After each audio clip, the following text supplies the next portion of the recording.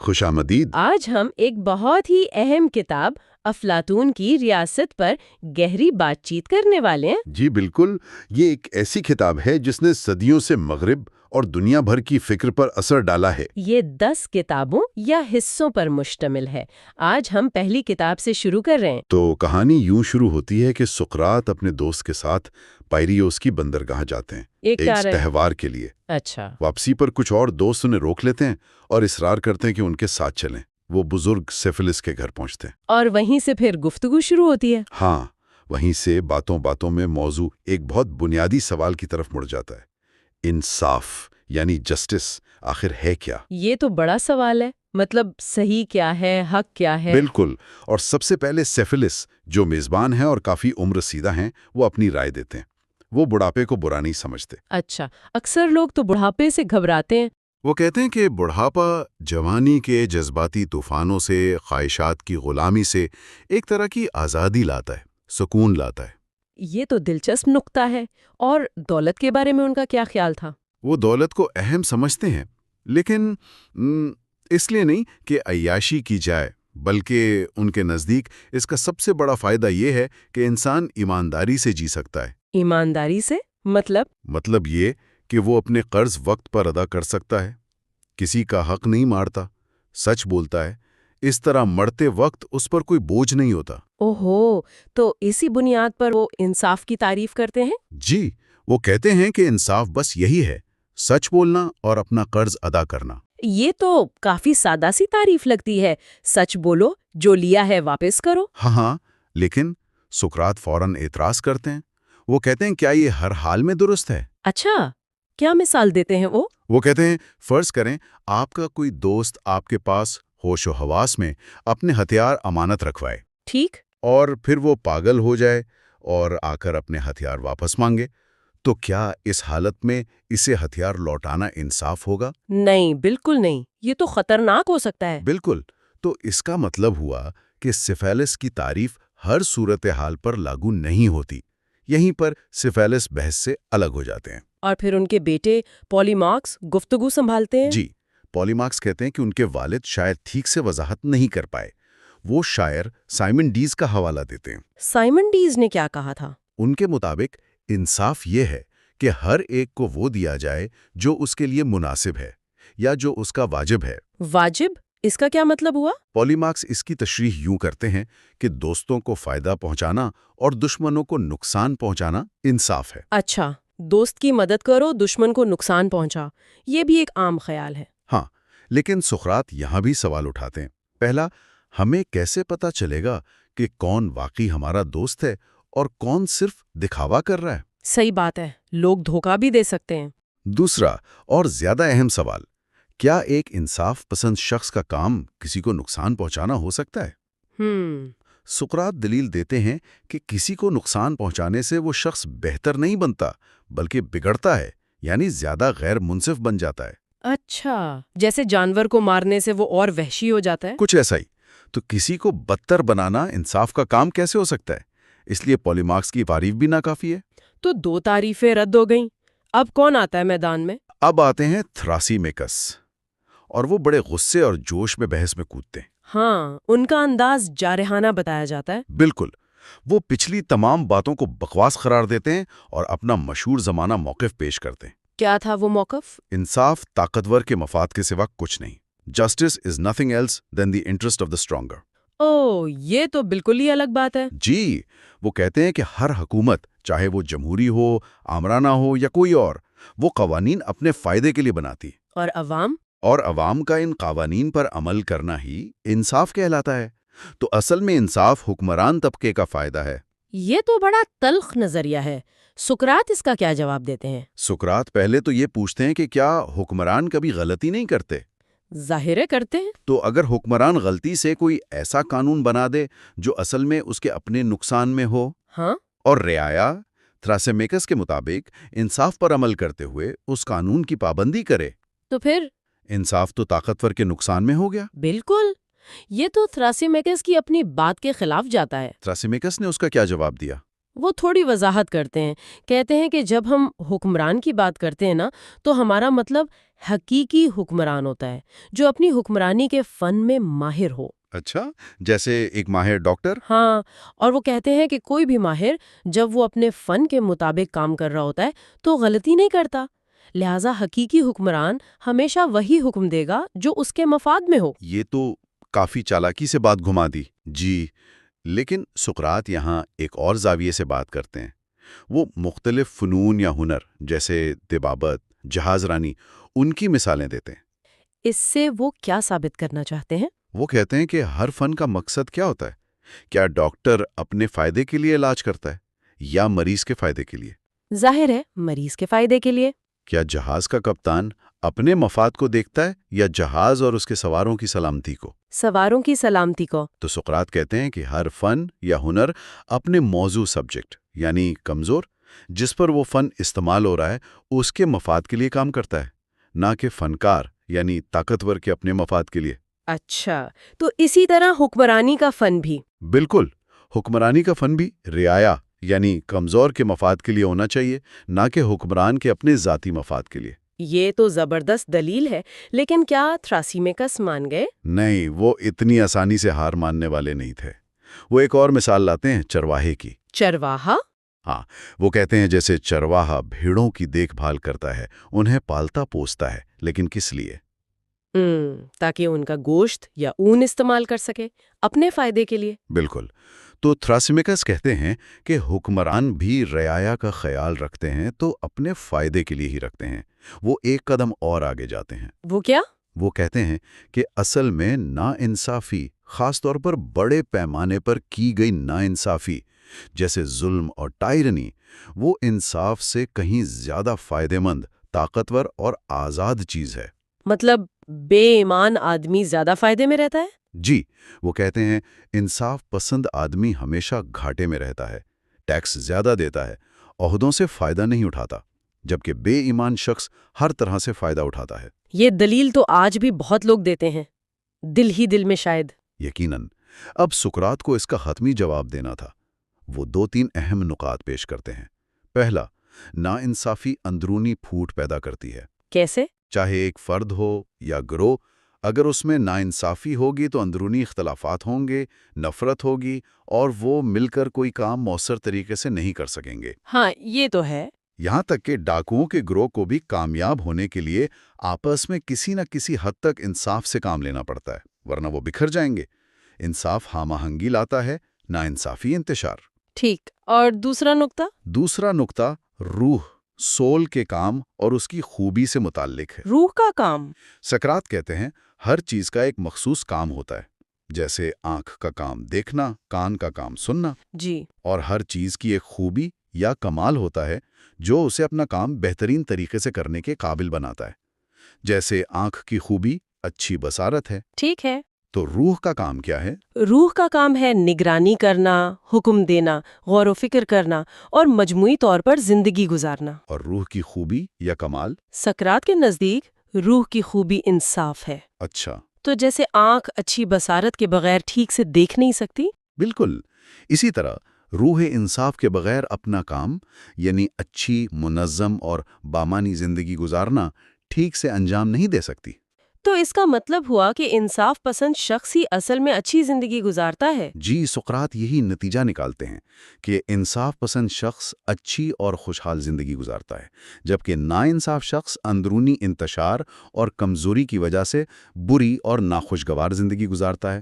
اس لیے انصاف بذات خود ناانصافی سے کہیں زیادہ بہتر اور فائدہ مند ہے۔ واہ، یہ تو کافی گہری بحث تھی، لیکن آخر میں سقراط کچھ کہتے ہیں نا کہ وہ ابھی بھی… ہاں، یہ بہت دلچسپ بات ہے کہ اتنی بحث کے بعد سقراط خود اعتراف کرتے ہیں کہ وہ یہ تو ثابت کر پائے کہ انصاف فائدہ مند ہے، لیکن وہ ابھی تک یہ نہیں جان پائے کہ انصاف اصل میں ہے کیا، اس کی اصل ماہیت کیا ہے۔ تو پہلی کتاب ایک سوال پر ختم ہوتی ہے، ایک طرح سے۔ جی، بحث آگے کی کتابوں میں جاری رہے گی۔ ہمارے ساتھ اس گفتگو میں شامل رہنے کا بہت شکریہ۔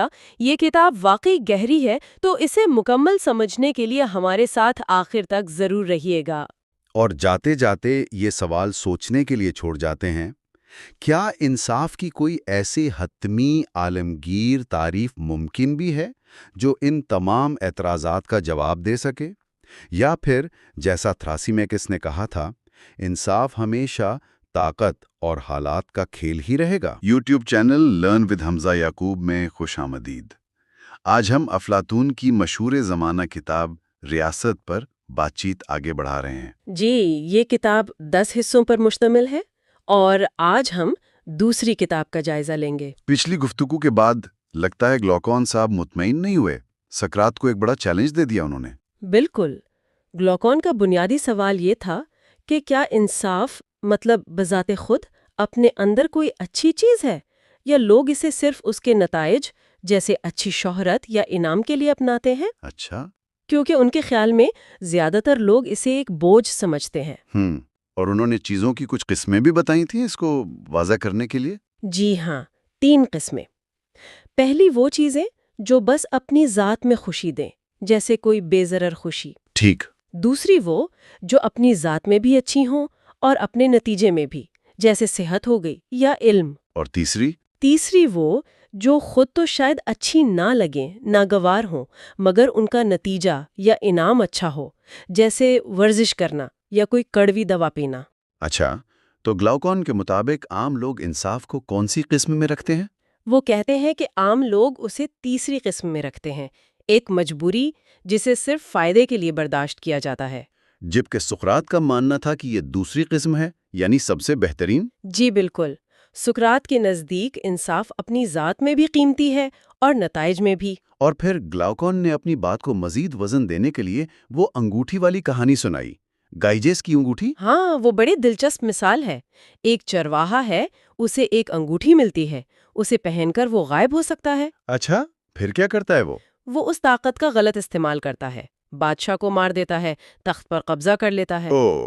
تو گلاوکون یہ دلیل دیتے ہیں کہ اگر ایک بالکل نیک آدمی اور ایک بالکل برے آدمی دونوں کو ایسی انگوٹھی مل جائے تو دونوں ہی غلط راستہ اختیار کریں گے۔ ان کے مطابق ہاں، کیونکہ جب سزا کا ڈر ہی نہیں رہے گا تو پھر نا انصافی زیادہ فائدے مند لگے گی۔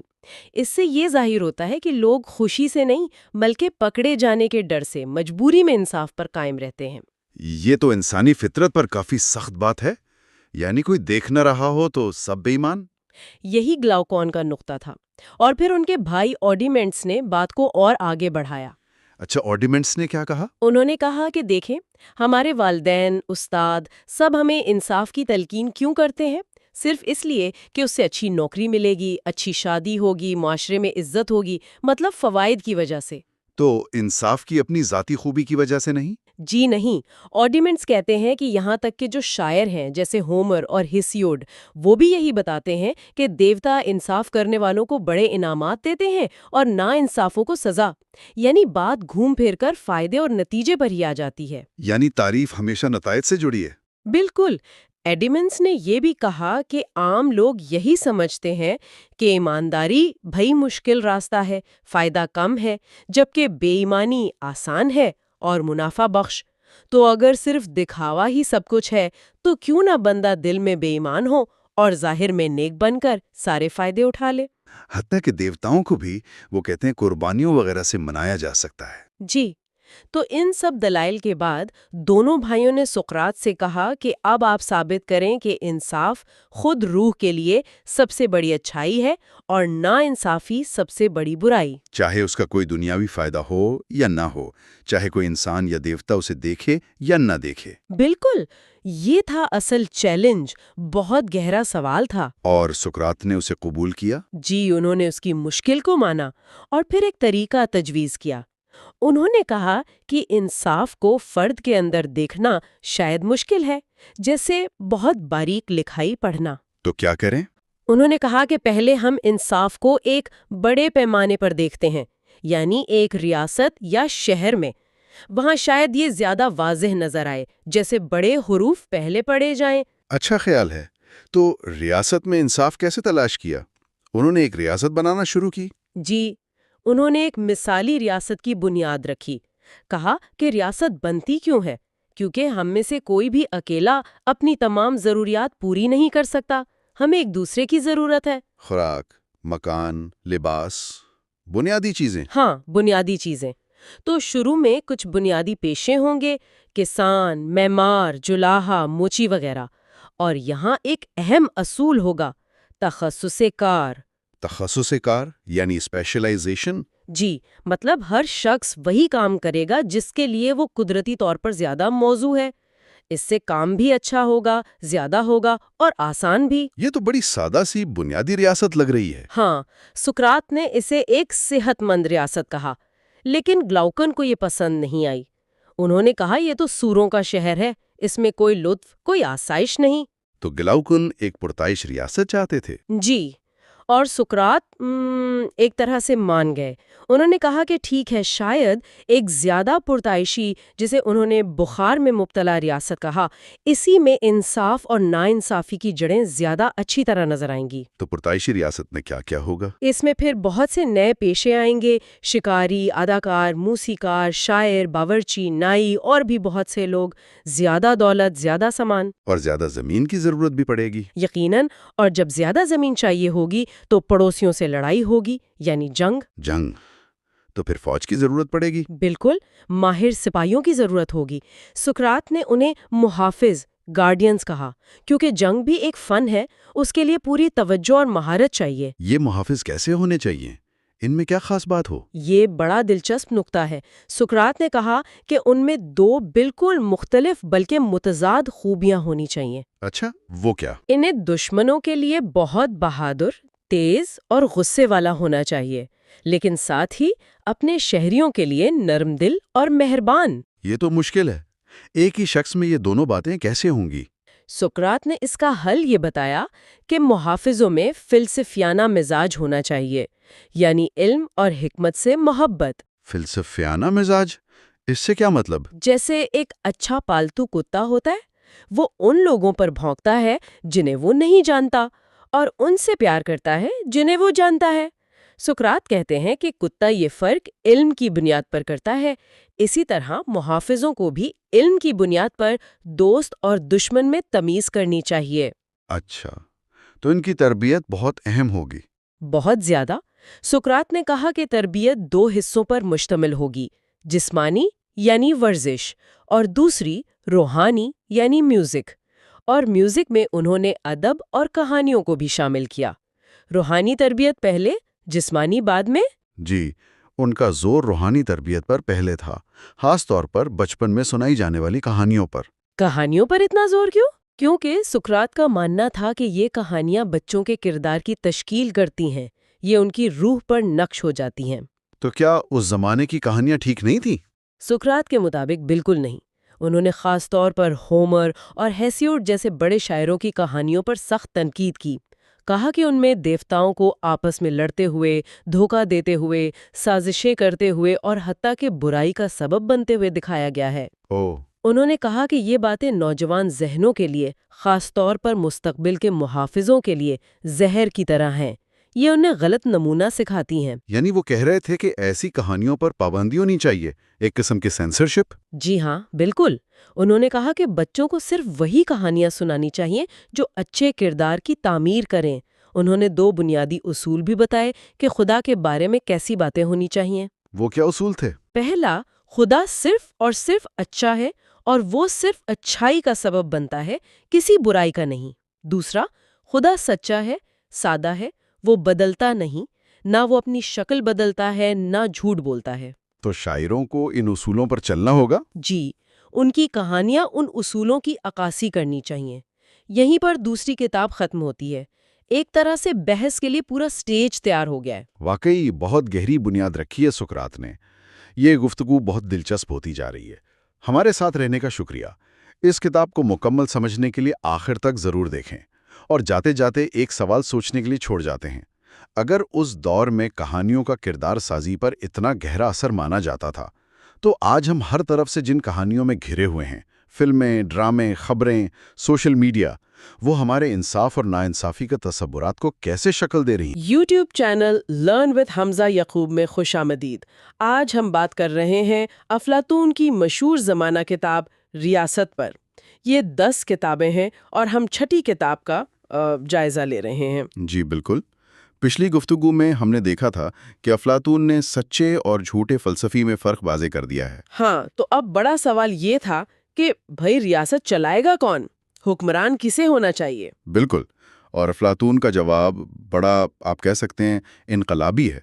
وہ کہتے ہیں کہ حکمرانی کا حق صرف اور صرف فلسفیوں کو ہے۔ اچھا، صرف فلسفی؟ جی، کیونکہ ان کے مطابق صرف وہی ہیں جو اس بدلتی ہوئی دنیا کے پیچھے جو اصل دائمی نہ بدلنے والی حقیقت ہے اسے سمجھ سکتے ہیں۔ یعنی وہ لوگ جو بس روزمرہ کی چیزوں میں جو بدلتی رہتی ہیں ان میں گم ہیں، وہ اس قابل نہیں؟ افلاطون کے مطابق نہیں، حکمران وہ ہے جس کی روح میں آپ کہہ لیں ہر چیز کی اصل حقیقت کا ایک صاف نمونہ ہو۔ جیسے کوئی پینٹر ہو جو اصل ماڈل کو دیکھ کر تصویر بناتا ہے؟ بالکل ویسی ہی مثال ہے، اور جو اس علم سے محروم ہیں وہ تو بس اندھوں کی طرح ہیں۔ تو پھر اس فلسفی حکمران میں خوبیاں کیا ہونی چاہیے؟ افلاطون کچھ بتاتا ہے اس بارے میں؟ ہاں، وہ کچھ بنیادی خصوصیات گنواتا ہے۔ سب سے پہلے تو علم کی شدید محبت، خاص طور پر اس علم کی جو دائمی سچائی کو ظاہر کرے۔ صحیح۔ پھر سچائی سے گہری وابستگی، جھوٹ سے نفرت۔ ٹھیک۔ اس کے علاوہ اعتدال پسندی یعنی میانہ روی، لالچ بالکل نہ ہو، فراخ دلی ہو، بہادر ہو، ناانصاف نہ ہو۔ یہ تو کافی لمبی لسٹ ہے۔ جی، اور سیکھنے کا شوق، اچھی یادداشت، یہ سب چیزیں مل کر ایک جسے کہتے ہیں نا متناسب اور مہربان ذہن بناتی ہیں جو خود بخود سچائی کی طرف کھنچتا ہے۔ یہ تو ایک بہت ہی آئیڈیل تصویر لگتی ہے، لیکن یہیں پر وہ ایڈائمنٹس والا اعتراض آتا ہے نا، جو آج بھی لوگ کرتے ہیں۔ بالکل، وہ بڑا اہم نقطہ اٹھاتا ہے۔ وہ کہتا ہے کہ جناب آپ یہ سب کہہ تو رہے ہیں لیکن اصل زندگی میں دیکھیں تو جو لوگ ہر وقت فلسفے میں پڑے رہتے ہیں ہاں، وہ اکثر یا تو بڑے عجیب سے ہو جاتے ہیں، یا بالکل ہی آپ کہیں بدماش قسم کے نکلتے ہیں، یا کم از کم دنیا کے کسی کام کے نہیں رہتے، بیکار سمجھے جاتے ہیں۔ صحیح۔ یہ تو بڑا تضاد ہے۔ ایک طرف آپ کہہ رہے ہیں وہی حکمران بننے کے لائق ہے، دوسری طرف وہ بیکار ہیں۔ اسی تضاد کو سمجھانے کے لیے افلاطون وہ اپنی مشہور تمثیل ریاست کے جہاز والی وہ پیش کرتا ہے۔ اچھا، وہ جہاز والی کہانی وہ کیا تھی؟ وہ کہتا ہے تصور کریں ایک سمندری جہاز ہے، اس کا مالک یعنی ریاست یا عوام قد میں تو بڑا ہے، مضبوط ہے، لیکن ذرا اونچا سنتا ہے، نظر بھی کمزور ہے، اور جہاز چلانا اسے بالکل نہیں آتا۔ ٹھیک ہے۔ اب جہاز پر جو ملاح ہیں یعنی سیاستدان یا لیڈر سمجھ لیں، وہ آپس میں لڑ رہے ہیں کہ جہاز کون چلائے گا۔ انہوں نے جہاز رانی سیکھی بھی نہیں ہے، لیکن ہر کوئی کپتان یعنی مالک کی خوشامد کر کے یا اس پر دباؤ ڈال کے کنٹرول لینا چاہتا ہے۔ اور جو اصل جاننے والا ہے، جو جہاز چلا سکتا ہے، ہاں، وہ اصل ناخدا یعنی فلسفی جو موسموں کو، آسمان کو، ستاروں کو، ہواؤں کو سمجھتا ہے اور جانتا ہے کہ جہاز کیسے چلانا ہے۔ اس کا کیا کرتے ہیں؟ اسے یہ سارے ملاح کہتے ہیں کہ یہ تو بس بیکار کی باتیں کرتا ہے، بڑبولا ہے، خالی آسمان کو تکتا رہتا ہے۔ ستارہ شناس کہہ کر اس کا مذاق اڑاتے ہیں، اسے نظر انداز کر دیتے ہیں۔ او، تو یعنی افلاطون یہ کہہ رہا ہے کہ فلسفی اگر بیکار نظر آتے ہیں تو یہ ان کا قصور نہیں۔ بالکل، یہ معاشرے کا قصور ہے، ریاست کا قصور ہے کہ وہ ان کی قدر نہیں پہچانتی، ان کی رہنمائی قبول نہیں کرتی۔ جیسے بیمار کو خود ڈاکٹر کے پاس جانا چاہیے، ڈاکٹر بیمار کے پیچھے نہیں بھاگتا۔ صحیح، افلاطون یہی کہتا ہے کہ عوام کو خود قابل حکمران یعنی فلسفی کی اطاعت کرنی چاہیے۔ لیکن پھر وہ سوال اپنی جگہ رہتا ہے کہ کیا یہ فلسفیانہ طبیعتیں بگڑتی نہیں ہیں؟ کیا وہ خراب نہیں ہو سکتی؟ ہاں، افلاطون یہ مانتا ہے کہ ایسا ہوتا ہے اور اس کی وجوہات بھی بتاتا ہے۔ وہ کہتا ہے کہ بعض اوقات تو خود ان کی اچھی خوبیاں ہی جیسے ہمت ہے، ذہانت ہے۔ اچھا، وہ کیسے؟ اگر انہیں غلط ماحول مل جائے یا بری تعلیم ملے تو یہی چیزیں انہیں فلسفے سے دور لے جاتی ہیں، اور پھر دنیاوی چیزیں ہیں، خوبصورتی، دولت، طاقت، بڑے تعلقات، یہ سب بھی راستے سے بھٹکا سکتی ہیں۔ اور سب سے بڑا مسئلہ؟ سب سے بڑا مسئلہ افلاطون کے نزدیک عوام کی رائے کا دباؤ ہے، جسے وہ کہتا ہے سب سے بڑا سافسٹ، یعنی یہ معاشرہ، یہ عوام نوجوانوں کو اپنی مرضی کے سانچے میں ڈھال لیتے ہیں۔ یعنی اگر کوئی کوشش کرے بھی فلسفی بننے کی تو معاشرہ اسے یا تو رشوت دے کر، یا دھمکا کر، یا سماجی دباؤ ڈال کر، حتیٰ کہ موت کے ذریعے بھی روکنے کی کوشش کرتا ہے۔ اسی لیے افلاطون کہتا ہے کہ جو سچے فلسفی ہیں وہ بہت ہی کم ہوتے ہیں، ایک چھوٹا سا باقی ماندہ گروہ۔ جی، شاید وہ لوگ جو ملک سے نکالے جانے کی وجہ سے بچ گئے، یا جنہیں سیاست سے شدید نفرت ہو گئی، یا شاید جیسے سقراط کے بارے میں وہ کہتا ہے کوئی اندرونی آواز انہیں روکے رکھتی ہے۔ اور یہ جو تھوڑے سے لوگ بچ جاتے ہیں، یہ دنیا کی برائیوں سے الگ تھلگ رہ کر چپ چاپ اپنی زندگی گزارتے ہیں۔ ہاں، لیکن ایک اچھی موزوں ریاست کے بغیر وہ بھی اپنا پورا کردار ادا نہیں کر سکتے، وہ اپنی صلاحیتوں کو پوری طرح استعمال نہیں کر پاتے۔ تو یہاں سے بات پھر اس طرف جاتی ہے کہ آخر وہ کون سا علم ہے جو ان کو اتنا اہم بناتا ہے؟ وہ سب سے اعلیٰ علم کیا ہے؟ جی، وہ ہے خیر کا تصور، یا جسے انگریزی میں the idea of the good کہتے ہیں۔ افلاطون کہتا ہے یہی وہ علم ہے جو انصاف اور باقی تمام نیکیوں کو اصل میں مفید اور فائدہ مند بناتا ہے۔ یعنی اس کے بغیر باقی سب علم بیکار ہے؟ اس کے نزدیک ہاں، وہ کہتا ہے کہ ہر روح اسی خیر کی تلاش میں ہے، چاہے اسے پتہ نہ ہو کہ وہ کیا ڈھونڈ رہی ہے۔ یہ خیر، یہ ہے کیا چیز؟ یہ سمجھنا تو مشکل لگتا ہے۔ بہت مشکل ہے۔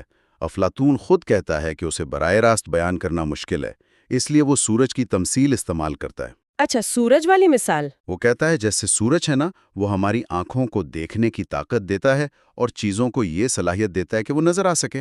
صحیح، روشنی کے ذریعے۔ اور صرف یہی نہیں، سورج چیزوں کو نشو نما بھی دیتا ہے، زندگی بخشتا ہے۔ ہاں۔ تو وہ کہتا ہے بالکل اسی طرح یہ جو خیر کا تصور ہے، یہ ہماری عقل کو سمجھنے کی صلاحیت دیتا ہے، اور جو اصل حقائق ہیں جنہیں وہ فارمز کہتا ہے، انہیں جانے کی اہلیت دیتا ہے۔ اچھا۔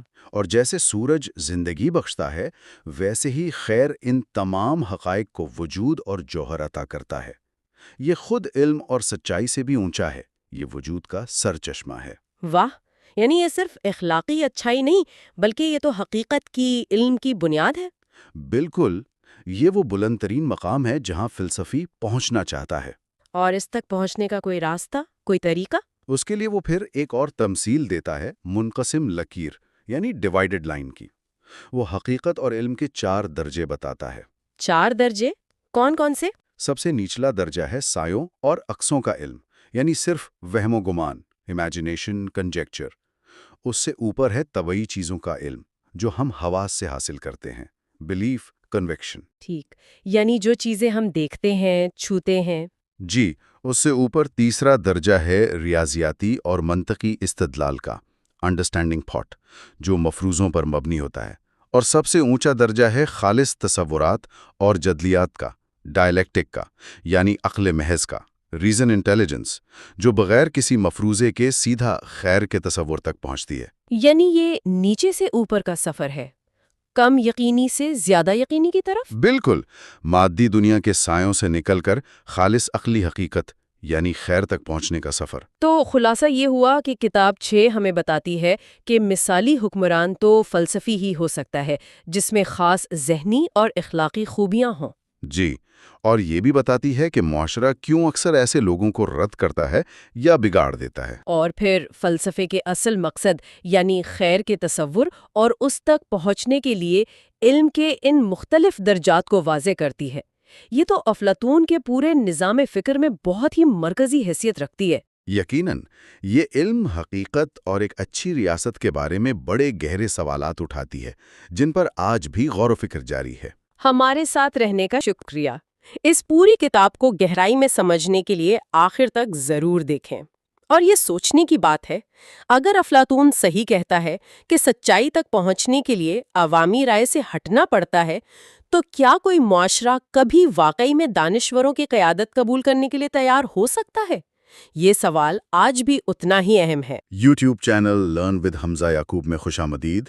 آج ہم افلاطون کی مشہور زمانہ کتاب ریاست یعنی دی ریپبلک کا جائزہ لے رہے ہیں۔ یہ کتاب، جیسا کہ آپ جانتے ہوں گے، 10 حصوں یا کتابوں پر مشتمل ہے، اور آج ہماری گفتگو کا مرکز ہے کتاب چوہارم یعنی بک 4۔ پچھلی گفتگو میں ہم نے دیکھا کہ ایک مثالی ریاست کا نقشہ کھینچا گیا۔ اب مکالمہ اس طرف مڑتا ہے کہ اس ریاست میں انصاف یعنی جسٹس آخر ہے کیا، لیکن اس سے پہلے ہی ایک اعتراض اٹھایا جاتا ہے نا؟ جی ہاں، بالکل۔ ایریمنٹ سے ایک بہت اہم سوال پوچھتا ہے۔ وہ کہتا ہے کہ یہ جو محافظ ہیں، یعنی حکمران طبقہ، کیا وہ اپنی اتنی سادہ زندگی سے ناخوش نہیں ہوں گے؟ مطلب کوئی ذاتی دولت نہیں، کوئی عیش و عشرت نہیں۔ تو یہ سوال سقراط کو موقع دیتا ہے کہ وہ ریاست کے اصل مقصد پر بات کرے۔ اچھا، تو ریاست کا اصل مقصد کیا ہے پھر؟ کیا یہ حکمرانوں کو خوش رکھنا نہیں؟ نہیں، سقراط بہت واضح کرتا ہے کہ مقصد یہ نہیں کہ کسی ایک طبقے کو، چاہے وہ حکمران ہی کیوں نہ ہو، غیر معمولی خوشی دے دی جائے۔ اصل مقصد ہے پوری ریاست کی مجموعی طور پر بھلائی اور خوشی کو یقینی بنانا۔ اس نے ایک بڑی اچھی مثال دی ہے، وہ مجسمے والی۔ وہ کیا مثال ہے؟ دیکھیں، وہ کہتا ہے کہ فرض کریں ایک مصور مجسمہ بنا رہا ہے۔ اب وہ چاہے تو آنکھوں کو سب سے قیمتی جامنی رنگ سے رنگ دے، لیکن اگر وہ رنگ باقی مجسمے سے میل نہیں کھاتا تو کیا پورا مجسمہ خوبصورت لگے گا؟ نہیں نا۔ خوبصورتی تب آتی ہے جب ہر حصے کو اس کا متناسب رنگ دیا جائے۔ اسی طرح ریاست میں بھی ہر طبقے کو وہ کردار اور وہ خوشی ملنی چاہیے جو اس کے فطری کام اور پوری ریاست کی مجموعی بھلائی کے لیے موزوں ہوں۔ محافظوں کو ایسی خوشی نہیں دی جا سکتی جو انہیں محافظ کے کردار سے ہی ہٹا دے۔ یہ بات تو سمجھ آتی ہے۔ یعنی توازن بہت اہم ہے، اور اسی خیال سے جڑا ہوا وہ دولت اور غربت والا نقطہ بھی ہے، ٹھیک؟ بالکل بالکل۔ سقراط کہتا ہے کہ کاریگروں میں یا کسی بھی کام کرنے والے میں بگاڑ کی دو بڑی وجوہات ہیں، ایک دولت، دوسری غربت۔ دولت انسان کو کاہل بنا دیتی ہے، لاپرواہ۔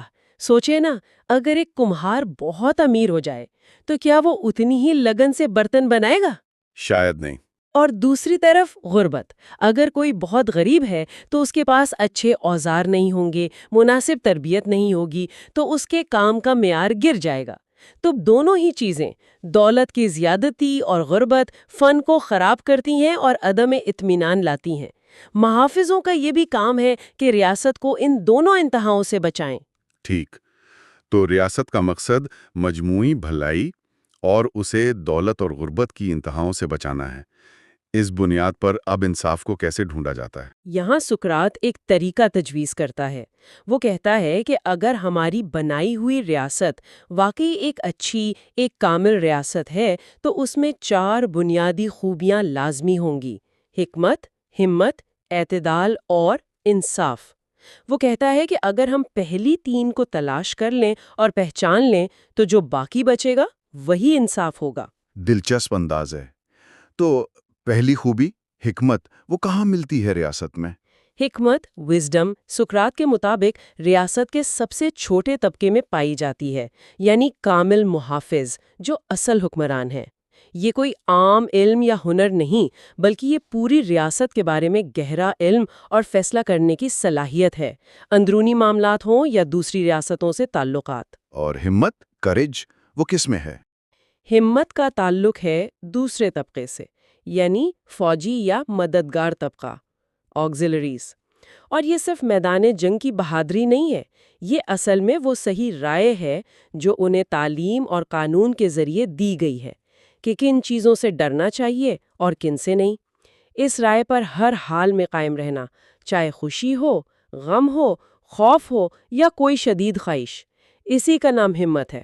اس نے وہ رنگے ہوئے اون کی مثال دی ہے، یاد ہے کہ جیسے پکا رنگ کسی دھلائی سے نہیں اترتا، ویسے ہی یہ رائے بھی پختہ ہونی چاہیے۔ اچھا، حکمت حکمرانوں میں، ہمت فوجیوں میں، تو پھر تیسری خوبی اعتدال، ٹیمپرنس، وہ کہاں ہے؟ اعتدال، وہ ان دونوں سے ذرا مختلف ہے۔ یہ کسی ایک طبقے تک محدود نہیں ہے، یہ تو پوری ریاست میں پھیلی ہوئی ایک قسم کی ہم آہنگی ہے، ایک اتفاق رائے ہے۔ کس کے درمیان؟ حکام اور عوام کے درمیان، بہتر اور کمتر عناصر کے درمیان، اس بات پر کہ بھئی حکومت کرنے کا حق کسے ہے۔ یہ گویا ریاست کا اپنے نفس پر قابو پانا ہے۔ ٹھیک ہے، 3 مل گئیں، حکمت، ہمت، اعتدال۔ اب رہ گیا انصاف۔ تو وہ کیا ہے پھر انصاف؟ شروع سے یہ ریاست قائم کی تھی، یعنی ہر فرد اور ہر طبقہ صرف اپنا وہ کام کرے جس کے لیے وہ قدرتی طور پر سب سے زیادہ موزوں ہے، اور دوسروں کے کاموں میں ٹانگ نہ اڑائے۔ بڑھئی اپنا کام کرے، موچی اپنا، فوجی ملک کی حفاظت کرے، حکمران حکومت چلائے۔ جب ہر کوئی اپنا فرض نبھاتا ہے، اپنی حدود میں رہتا ہے، تو ریاست میں انصاف قائم ہوتا ہے۔ یہی انصاف ہے جو باقی تینوں خوبیوں کو بھی اپنی جگہ پر رکھتا ہے۔ اور طبقات کا آپس میں گھل مل جانا، ایک دوسرے کے کام میں دخل دینا، یہی سب سے بڑی ناانصافی ہے اور ریاست کی تباہی کا باعث بن سکتی ہے۔ تو بنیادی طور پر انصاف ہوا، اپنا کام کرو، دوسروں میں دخل نہ دو۔ کیا یہی اصول فرد پر بھی لاگو ہوتا ہے؟ جی ہاں، بالکل۔ سقراط یہی دلیل دیتا ہے۔ وہ کہتا ہے جیسے ریاست کے 3 اہم حصے ہیں نا، حکمران طبقہ جو عقل کی نمائندگی کرتا ہے، فوجی طبقہ جو جذبے یا حوصلے کی، اور کارکن طبقہ جو خواہشات کی، اسی طرح فرد کی روح یعنی سول کے بھی 3 حصے ہوتے ہیں۔ اچھا، وہ کون سے؟ حوصلہ مند حصہ، اسپرٹ، جو غصہ، ہمت، غیرت جیسی چیزیں محسوس کرتا ہے۔ اور تیسرا ہے خواہشاتی حصہ، ایپیٹائٹ، جس کا تعلق جسمانی خواہشات سے ہے، بھوک، پیاس وغیرہ۔ تو پھر فرد میں انصاف کیسے قائم ہوتا ہے ان تینوں حصوں کے ساتھ؟ فرد میں انصاف تب ہوتا ہے جب یہ تینوں حصے آپس میں مکمل ہم آہنگی کے ساتھ کام کریں۔ یعنی عقل کو فطری طور پر رہنما ہونا چاہیے، اسے حکومت کرنی چاہیے، جذبہ اس کا وفادار سپاہی بنے، عقل کے حکم مانے اور اس کا دفاع کرے، اور یہ دونوں مل کر خواہشات کو قابو میں رکھیں، انہیں لگام ڈالیں تاکہ وہ سرکش ہو کر پوری روح پر قبضہ نہ کر لیں۔ جب یہ ترتیب قائم ہو تو یہ روح کی اندرونی صحت ہے، اس کی خوبصورتی، اس کا توازن ہے۔ یہی فرد کا انصاف ہے۔ اور ناانصافی؟ وہ ان حصوں کے درمیان جھگڑا ہے، بغاوت ہے، افراتفری ہے، جب نچلے حصے اوپر والوں پر حکمرانی کی کوشش کریں۔ تو اتنی لمبی بحث کے بعد آخر نتیجہ کیا نکلا؟ کیا واقعی انصاف پر چلنا ہی بہتر ہے، چاہے ناانصافی سے بظاہر زیادہ فائدہ مل رہا ہو؟ سقراط کے لیے تو اب یہ سوال ایک طرح سے بے معنی ہو گیا ہے۔ وہ کہتا ہے کہ دیکھیں، اگر کسی کا جسم بالکل تباہ حال ہو، بیماریوں سے بھرا ہو، تو کیا وہ شخص زندگی سے لطف اندوز ہو سکتا ہے، چاہے اس کے پاس دنیا کی ہر دولت کیوں نہ ہو؟ نہیں، بالکل نہیں۔ تو پھر اگر کسی کی روح ہی اندر سے بیمار ہو، ناانصافی کی وجہ سے ٹوٹی پھوٹی ہو، منتشر ہو، تو وہ حقیقی زندگی یا خوشی کیسے پا سکتا ہے؟ انصاف روح کی صحت ہے، ناانصافی اس کی بیماری ہے، تو ظاہر ہے صحت ہی بہتر ہے بیماری سے۔ انصاف خود اپنا انعام ہے، اس کے بیرونی نتائج کچھ بھی ہوں۔ یعنی اصل چیز اندرونی ترتیب اور ہم آہنگی ہے۔ بالکل۔ کتاب چہارم کا خلاصہ یہی ہے کہ انصاف، ریاست ہو یا فرد، ایک اندرونی نظم و ضبط کا نام ہے، جہاں ہر حصہ اپنا فطری کام صحیح طریقے سے کر رہا ہو۔ یہ باہر سے تھوپے گئے قوانین کی پابندی سے زیادہ گہری چیز ہے۔ یہ روح اور معاشرے کی اندرونی صحت ہے۔ یہ تعریف سن کر ذہن میں یہ سوال ضرور آتا ہے کہ کوئی شخص خود کیسے جانچے کہ اس کی اپنی روح میں انصاف کا یہ توازن کس حد تک قائم ہے۔ کہیں ایسا تو نہیں کہ ہم انجانے میں اندرونی طور پر ناانصافی کی کسی بیماری، کسی انتشار کا شکار ہوں؟ یہ غور طلب نکتہ ہے۔ ہمارے ساتھ رہنے کا شکریہ۔ اس کتاب کو مکمل طور پر سمجھنے کے لیے آخر تک دیکھنے کا بھی شکریہ۔ یوٹیوب چینل لرن ود حمزہ یعقوب میں خوش آمدید۔ آج ہم افلاطون کی مشہور زمانہ کتاب ریاست پر بات کر رہے ہیں۔ یہ 10 کتابوں پر مشتمل ہے اور آج ہماری توجہ ہے کتاب سوئم یعنی تیسری کتاب پر۔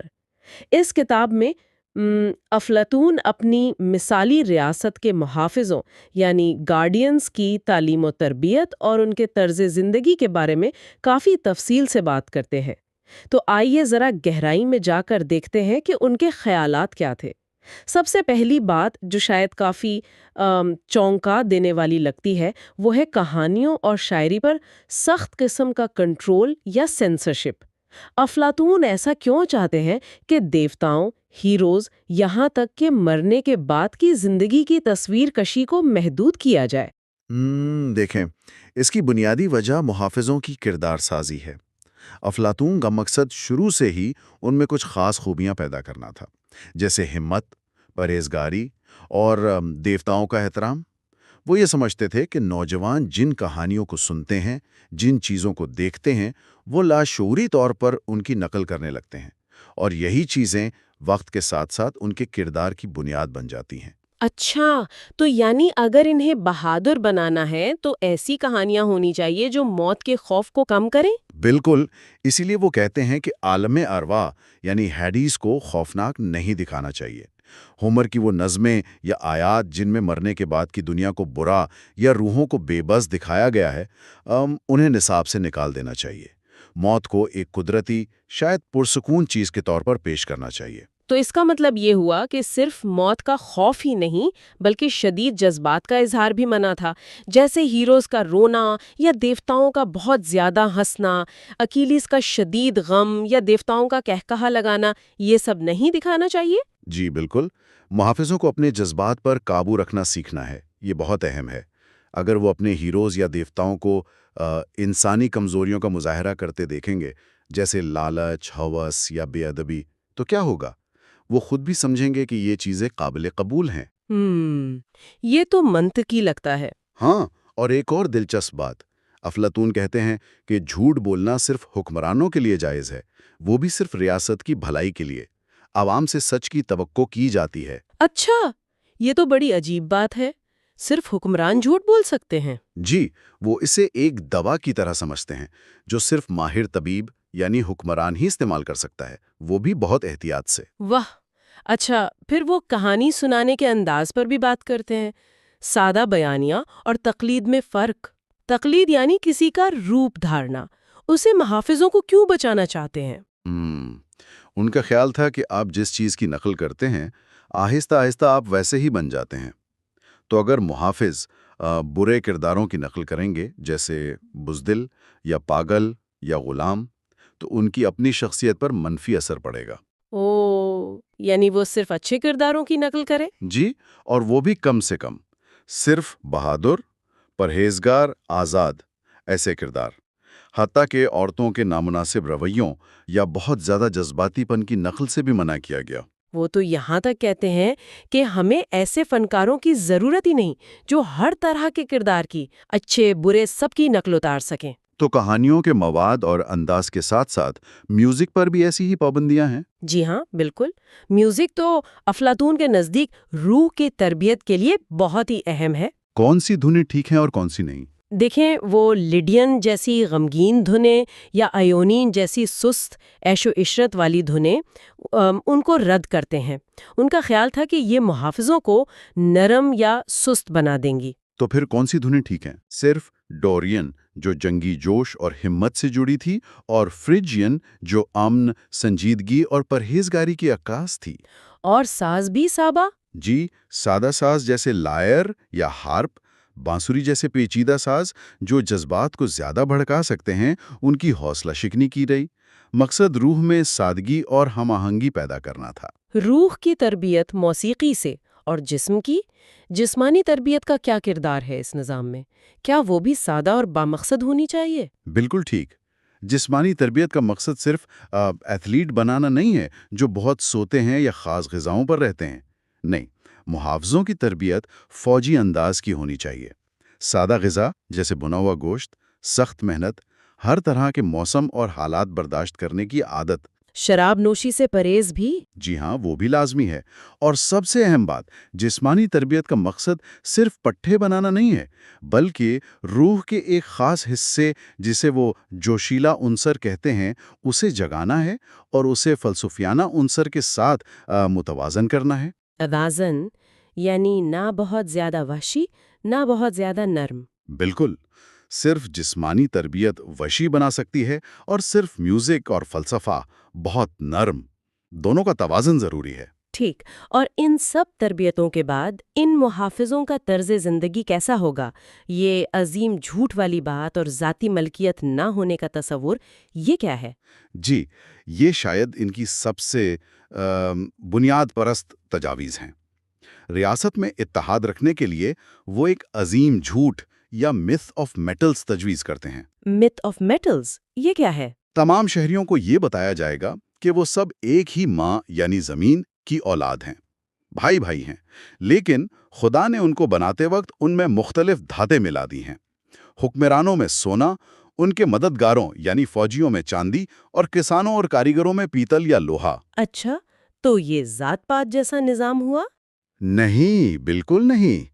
اہم بات یہ ہے کہ یہ درجہ بندی پیدائشی نہیں ہے۔ اصل چیز فطری صلاحیت ہے۔ اگر سونے کے والدین کے ہاں پیتل کی صلاحیت والا بچہ پیدا ہو تو اسے کاریگروں میں جانا ہوگا، اور اگر پیتل والے کے ہاں سونے کی صلاحیت والا تو اسے حکمران طبقے میں لایا جائے گا۔ حکمرانوں کا کام یہ دیکھنا ہے۔ دلچسپ۔ اور ان کا رہن سہن ذاتی ملکیت نہیں؟ جی بالکل نہیں، انتہائی سادہ اجتماعی زندگی۔ کوئی ذاتی گھر نہیں، کوئی ذاتی زمین جائیداد نہیں، سوائے بالکل ضروری سامان کے۔ وہ فوجی بیرکوں کی طرح رہیں گے، ایک ساتھ کھانا کھائیں گے۔ اور تنخواہ؟ شہریوں سے صرف اتنی تنخواہ لیں گے جو سال بھر کے خرچے کے لیے کافی ہو۔ سونا چاندی رکھنا یا چھونا بھی منع ہوگا۔ کیوں؟ کیونکہ ان کے اندر تو پہلے ہی خدائی دھات یعنی سونا یا چاندی موجود ہے۔ یہ سب اس لیے تاکہ وہ لالچ سے بالکل پاک رہیں اور ریاست کے سچے محافظ بنے، نہ کہ اپنے ہی لوگوں پر ظلم کرنے والے حکمران۔ تو خلاصہ یہ ہے کہ کتاب سوم ایک ایسے معاشرے کا نقشہ پیش کرتی ہے جو انتہائی منظم ہے، بہت زیادہ کنٹرولڈ ہے، جہاں فرد کی زندگی کا تقریباً ہر پہلو، تعلیم، فنون لطیفہ، میوزک، رہن سہن، سب کچھ ریاست کی ضروریات کے مطابق طے کیا گیا ہے۔ بالکل۔ اب مقصد ایک ایسا حکمران طبقہ تیار کرنا تھا جو مکمل طور پر ریاست کے لیے وقف ہو، ذاتی مفاد سے بالکل بالاتر ہو، جس میں ہمت بھی ہو، حکمت بھی، اور اپنے نفس پر قابو بھی، ایک بہترین توازن ہو۔ صحیح۔ لیکن یہیں سے وہ بڑا سوال پیدا ہوتا ہے جس پر صدیوں سے بحث ہو رہی ہے۔ کیا ایسی ریاست حقیقت میں بن بھی سکتی ہے؟ اور اگر بن بھی جائے تو کیا یہ انسانی فطرت اور آزادی کے لحاظ سے قابل قبول ہوگی؟ واقعی یہ سوالات آج بھی اہم ہیں۔ آج ہمارے ساتھ افلاطون کی ریاست کی اس تیسری کتاب کے اہم نکات پر بات کرنے کا بہت شکریہ، اور ہمارے ساتھ رہنے کا بھی شکریہ۔ اس کتاب بک 3 کو مکمل سمجھنے کے لیے آخر تک ضرور دیکھیں۔ یوٹیوب چینل لرن ود حمزہ یعقوب میں خوش آمدید۔ آج ہم افلاطون کی مشہور زمانہ کتاب ریاست پر بات کرنے جا رہے ہیں۔ جیسا کہ آپ جانتے ہیں اس میں کل 10 کتابیں ہیں، اور آج ہماری توجہ ہے کتاب پنجم پر۔ پچھلی گفتگو جہاں چھوڑی تھی وہیں سے شروع کرتے ہیں۔ ایڈمنڈز اور باقی سب وہ سقراط پر زور دے رہے تھے کہ بھئی وہ تفصیل بتائیں۔ کس بارے میں؟ محافظوں کے لیے خواتین اور بچوں کی کمیونٹی کے بارے میں۔ یاد ہے نا، سقراط اس موضوع کو پہلے ٹالنے کی کوشش کر رہے تھے۔ جی بالکل، اور یہ بات اہم ہے کہ وہ ہچکچا رہے تھے۔ اس سے اندازہ ہوتا ہے کہ یہ کتنا متنازع، کتنا انقلابی خیال تھا اس وقت کے لیے۔ سقراط کو خود بھی ڈر تھا کہ کہیں یہ باتیں بس خواب و خیال ہی نہ رہ جائیں، ناقابل عمل۔ وہ انہیں لہریں کہتے ہیں جن کا سامنا کرنا ہے۔ تو چلیں پہلی لہر سے شروع کرتے ہیں، خواتین کی برابری یا مساوات۔ سقراط کی دلیل تو بڑی سیدھی اور دلچسپ ہے۔ وہ کہتے ہیں اگر عورتوں میں وہ فطری صلاحیتیں ہیں جو محافظ بننے کے لیے چاہیے جیسے مردوں میں ہوتی ہے، ہاں، تو پھر انہیں ویسی ہی تعلیم ملنی چاہیے، موسیقی، ورزش، جنگی فنون، سب کچھ، اور ذمہ داریاں بھی ویسی ہی ہوں۔ انہوں نے مثال بھی تو دی تھی وہ کتوں کی۔ جی، کتوں کی مثال کہ نر اور مادہ دونوں شکار بھی کرتے ہیں، رکھوالی بھی، تو فرق کیوں؟ لیکن ظاہر ہے اس پر اعتراضات تو آنے ہی تھے، خاص طور پر وہ بات کہ عورتیں ورزش کام میں مردوں کے ساتھ برہنہ ورزش کریں گی۔ یہ اس معاشرے کے لیے ایک دھماکہ خیز خیال تھا۔ بالکل۔ تو سقراط نے اس کا کیا جواب دیا؟ سقراط کا جواب تھا کہ بھئی دیکھو، رواج بدلتے ہیں۔ پہلے مردوں کے لیے بھی برہنگی عجیب سمجھی جاتی تھی، پھر تجربے نے بتایا کہ یہ بہتر ہے، تو ہو سکتا ہے عورتوں کے لیے بھی یہی ہو۔ اصل چیز ہے فطری صلاحیت۔ ہر فرق اہم نہیں ہوتا، مطلب فرق صرف تب متعلقہ ہے جب وہ زیر بحث کام کو متاثر کرے۔ اب جیسے بچے پیدا کرنا، یہ فرق عورتوں کو ریاست کے انتظامی امور سے باہر نہیں کرتا، سقراط کے مطابق۔ اچھا، یہ بات تو ہوئی پہلی لہر کی، لیکن پھر آتی ہے دوسری لہر، اور وہ تو شاید اس سے بھی زیادہ چونکا دینے والی ہے کہ محافظوں کی بیویاں اور بچے وہ مشترک ہوں گے۔ کوئی ماں باپ اپنے بچے کو نہیں پہچانے گا، نہ بچہ والدین کو۔ یہ کیا بات ہوئی؟ ہاں، یہ واقعی بہت ہی ریڈیکل خیال ہے، آج بھی لوگوں کو ہضم کرنا مشکل ہوتا ہے۔ اس کے پیچھے ایک پورا نظام وضع کیا گیا ہے، مطلب حکمران طے کریں گے کہ کون سے بہترین مرد اور عورتیں آپس میں ملیں تاکہ بہترین نسل پیدا ہو، بالکل جیسے جانوروں کی افزائش نسل میں کرتے ہیں۔ اچھا، یہ کیسے ہوگا؟ زبردستی؟ نہیں، زبردستی نہیں، وہ کہتے ہیں کہ یہ تہواروں کے دوران ہوگا اور قرعہ اندازی یعنی لاٹری وغیرہ کا استعمال کیا جائے گا تاکہ اگر کسی کو کمتر ساتھی ملے تو وہ قسمت کو الزام دے، حکمرانوں کو نہیں، چالاکی سے، یوں سمجھیں۔ اوہ، اور جو بچے پیدا ہوں گے ان کا کیا؟ جو بہترین والدین کی اولاد ہوگی انہیں ریاست کی نرسریاں سنبھالیں گی، مائیں دودھ پلائیں گی لیکن بنا پہچانے کے کون سا بچہ کس کا ہے، اور جو کم تر سمجھی جانے والی یا معذور اولاد ہوگی، افلاطون کے الفاظ ہیں کہ انہیں خفیہ طور پر مناسب جگہ پہنچا دیا جائے گا۔ یہ تو کافی سخت نظام ہے۔ جی، اور عمر کی حدیں بھی تھیں، عورتیں 20 سے 40 سال کی عمر تک اور مرد 25 سے 55 سال کی عمر تک ہی بچے پیدا کرنے کے عمل میں حصہ لیں گے۔ آخر اس سب کا مقصد کیا تھا؟ اتنا غیر روایتی، اتنا سخت نظام کیوں؟ کیا جواز تھا اس کا؟ ایک مقصد، سب سے بڑا مقصد، ریاست میں اتحاد، کامل اتحاد۔ سقراط کے نزدیک ریاست کے لیے سب سے بڑی اچھائی اتحاد ہے اور سب سے بڑی برائی پھوٹ یا تقسیم ہے۔ تو یہ مشترکہ خاندان اور بچے اتحاد کیسے لائیں گے؟ دیکھیں، جب ذاتی خاندان نہیں ہوگا، ذاتی جائیداد نہیں ہوگی محافظوں کے لیے، تو ذاتی مفاد بھی نہیں رہے گا۔ وہ پوری ریاست کو اپنا خاندان سمجھیں گے۔ ریاست کی خوشی سب کی خوشی، ریاست کا غم سب کا غم۔ بالکل ویسے جیسے سقراط کہتے ہیں کہ انگلی میں چوٹ لگے تو پورا جسم درد محسوس کرتا ہے، میرا اور تیرا کا جھگڑا ہی ختم ہو جائے گا۔ یعنی ذاتی مفادات کا خاتمہ تاکہ اجتماعی مفاد حاصل ہو۔ جی، اس سے اندرونی لڑائی جھگڑے، مقدمے بازیاں، یہ سب ختم ہو جائیں گے، ریاست اندر سے مضبوط ہوگی۔ سقراط تو یہاں تک کہتے ہیں کہ ان محافظوں کی زندگی اولمپک جیتنے والوں سے بھی بہتر ہوگی، کیونکہ ریاست ان کی ہر ضرورت کا خیال رکھے گی۔ اتحاد کے لیے اتنی بڑی قیمت، انفرادی پہچان، خاندانی تعلقات کی قربانی، واقعی گہری سوچ ہے۔ اور پھر آتی ہے وہ تیسری لہر جسے سقراط خود کہتے ہیں کہ یہ سب سے بڑی اور مشکل ترین ہے۔ ہاں، تیسری اور فیصلہ کن لہر وہ یہ کہ ریاست تب تک مثالی نہیں بن سکتی جب تک کہ یا تو فلسفی بادشاہ بن جائے، یا جو بادشاہ اور حکمران ہے وہ حقیقی فلسفے کی روح اپنا لے۔ فلسفی بادشاہ، یہ تو بہت مشہور تصور ہے۔ جی ہاں، اور یہیں پر وہ فرق واضح کرتے ہیں علم، نالج اور رائے، اوپینین کے درمیان۔ یہ فرق حکمرانی کے لیے کلیدی ہے۔ اچھا، یہ فرق کیا ہے اور حکمرانی سے اس کا کیا تعلق؟ دیکھیں، سقراط کہتے ہیں کہ عام لوگ جو ہیں نا، وہ خوبصورت چیزوں کو پسند کرتے ہیں، اچھی آوازیں سنتے ہیں، اچھے رنگ دیکھتے ہیں، لیکن وہ خوبصورتی بذات خود کیا ہے، اس کے اصل تصور، فارم کو نہیں سمجھتے۔ وہ صرف بدلتی ہوئی مثالیں دیکھتے ہیں جو کبھی ہیں کبھی نہیں ہیں۔ یہ ہے رائے یا ڈوکسا کا دائرہ۔ اور فلسفی؟ سچے فلسفی وہ ہیں جو ان چیزوں کے پیچھے چھپے لازوال حقیقی تصورات یا فارمز کے عاشق ہیں۔ وہ خوبصورتی بذات خود، اچھائی بذات خود کو جاننا چاہتے ہیں۔ یہ ہے علم یا ایپسٹمے۔ علم کا تعلق ہے حقیقت سے، ہونے سے۔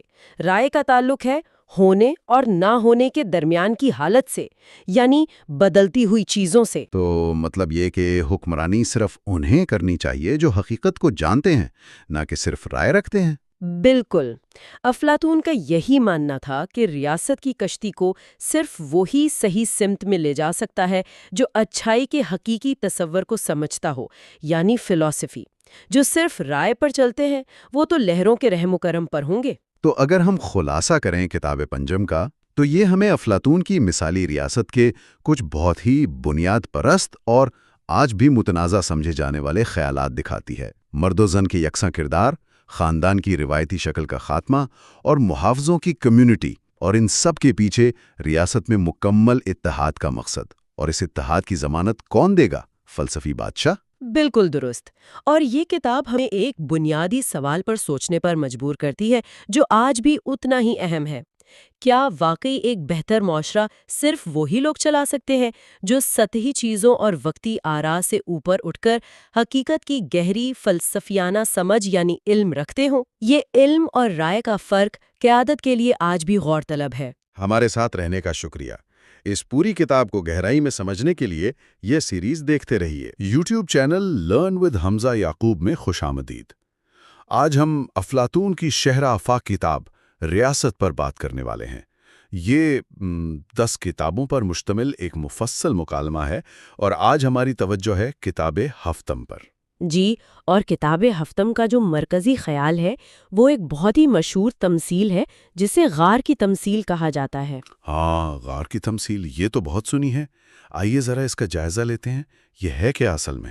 بالکل۔ تو افلاطون ہمیں تصور کرنے کو کہتا ہے کہ ایک زیر زمین غار ہے اور اس میں کچھ لوگ ہیں جو بچپن سے قید ہیں۔ قید ہیں؟ کس طرح؟ ان کی گردنیں اور پاؤں زنجیروں میں جکڑے ہیں، اور اس طرح جکڑے ہیں کہ وہ ہل جل نہیں سکتے، صرف سامنے غار کی دیوار کو ہی دیکھ سکتے ہیں۔ اوہ، تو وہ پیچھے مڑ کر بھی نہیں دیکھ سکتے؟ نہیں، بالکل نہیں۔ اور ان کے پیچھے تھوڑے فاصلے پر اوپر کی طرف ایک آگ جل رہی ہے۔ آگ اور قیدیوں کے درمیان ایک راستہ ہے، اور راستے کے ساتھ ایک یوں سمجھے ایک چھوٹی دیوار یا پردہ ہے۔ اچھا۔ اور اس پردے کے پیچھے سے کچھ لوگ گزر رہے ہیں جنہوں نے مختلف چیزیں اٹھائی ہوئی ہیں۔ برتن ہیں، جانوروں اور انسانوں کے مجسمے ہیں۔ یہ چیزیں پردے سے اونچی ہیں۔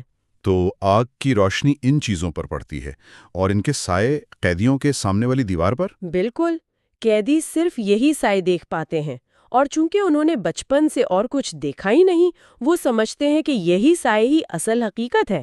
یعنی ان کے لیے دنیا بس یہی سایوں کا کھیل ہے؟ جی ہاں، ان کے نزدیک سچائی صرف یہی سائے ہیں۔ افلاطون تو یہ بھی کہتا ہے کہ اگر وہ آپس میں بات کریں تو وہ ان سایوں کو ہی نام دیں گے، انہی کو اصل سمجھ کر۔ یہ تو بڑی محدود قسم کی حقیقت ہوئی۔ پھر افلاطون آگے کیا کہتا ہے؟ کیا ہوتا ہے اگر؟ ہاں، وہ پوچھتا ہے کہ فرض کریں ان میں سے ایک قیدی کو آزاد کر دیا جائے۔ اچانک آزاد؟ تو کیا ہوگا؟ اسے زبردستی کھڑا کیا جائے، گردن موڑ کر آگ کی طرف دیکھنے کو کہا جائے تو کیا ہوگا؟ روشنی آنکھوں میں لگے گی، تکلیف ہوگی۔ یقیناً بہت تکلیف ہوگی، آنکھیں چکا چوند ہو جائیں گی، اور وہ جو اصلی چیزیں ہیں نا، جن کے وہ صرف سائے دیکھتا آیا تھا، انہیں وہ صاف طور پر نہیں دیکھ پائے گا۔ اسے شاید یہی لگے گا کہ وہ سائے ہی زیادہ سچے تھے، زیادہ حقیقی تھے۔ یعنی حقیقت کا سامنا کرنا بھی تکلیف دہ ہو سکتا ہے۔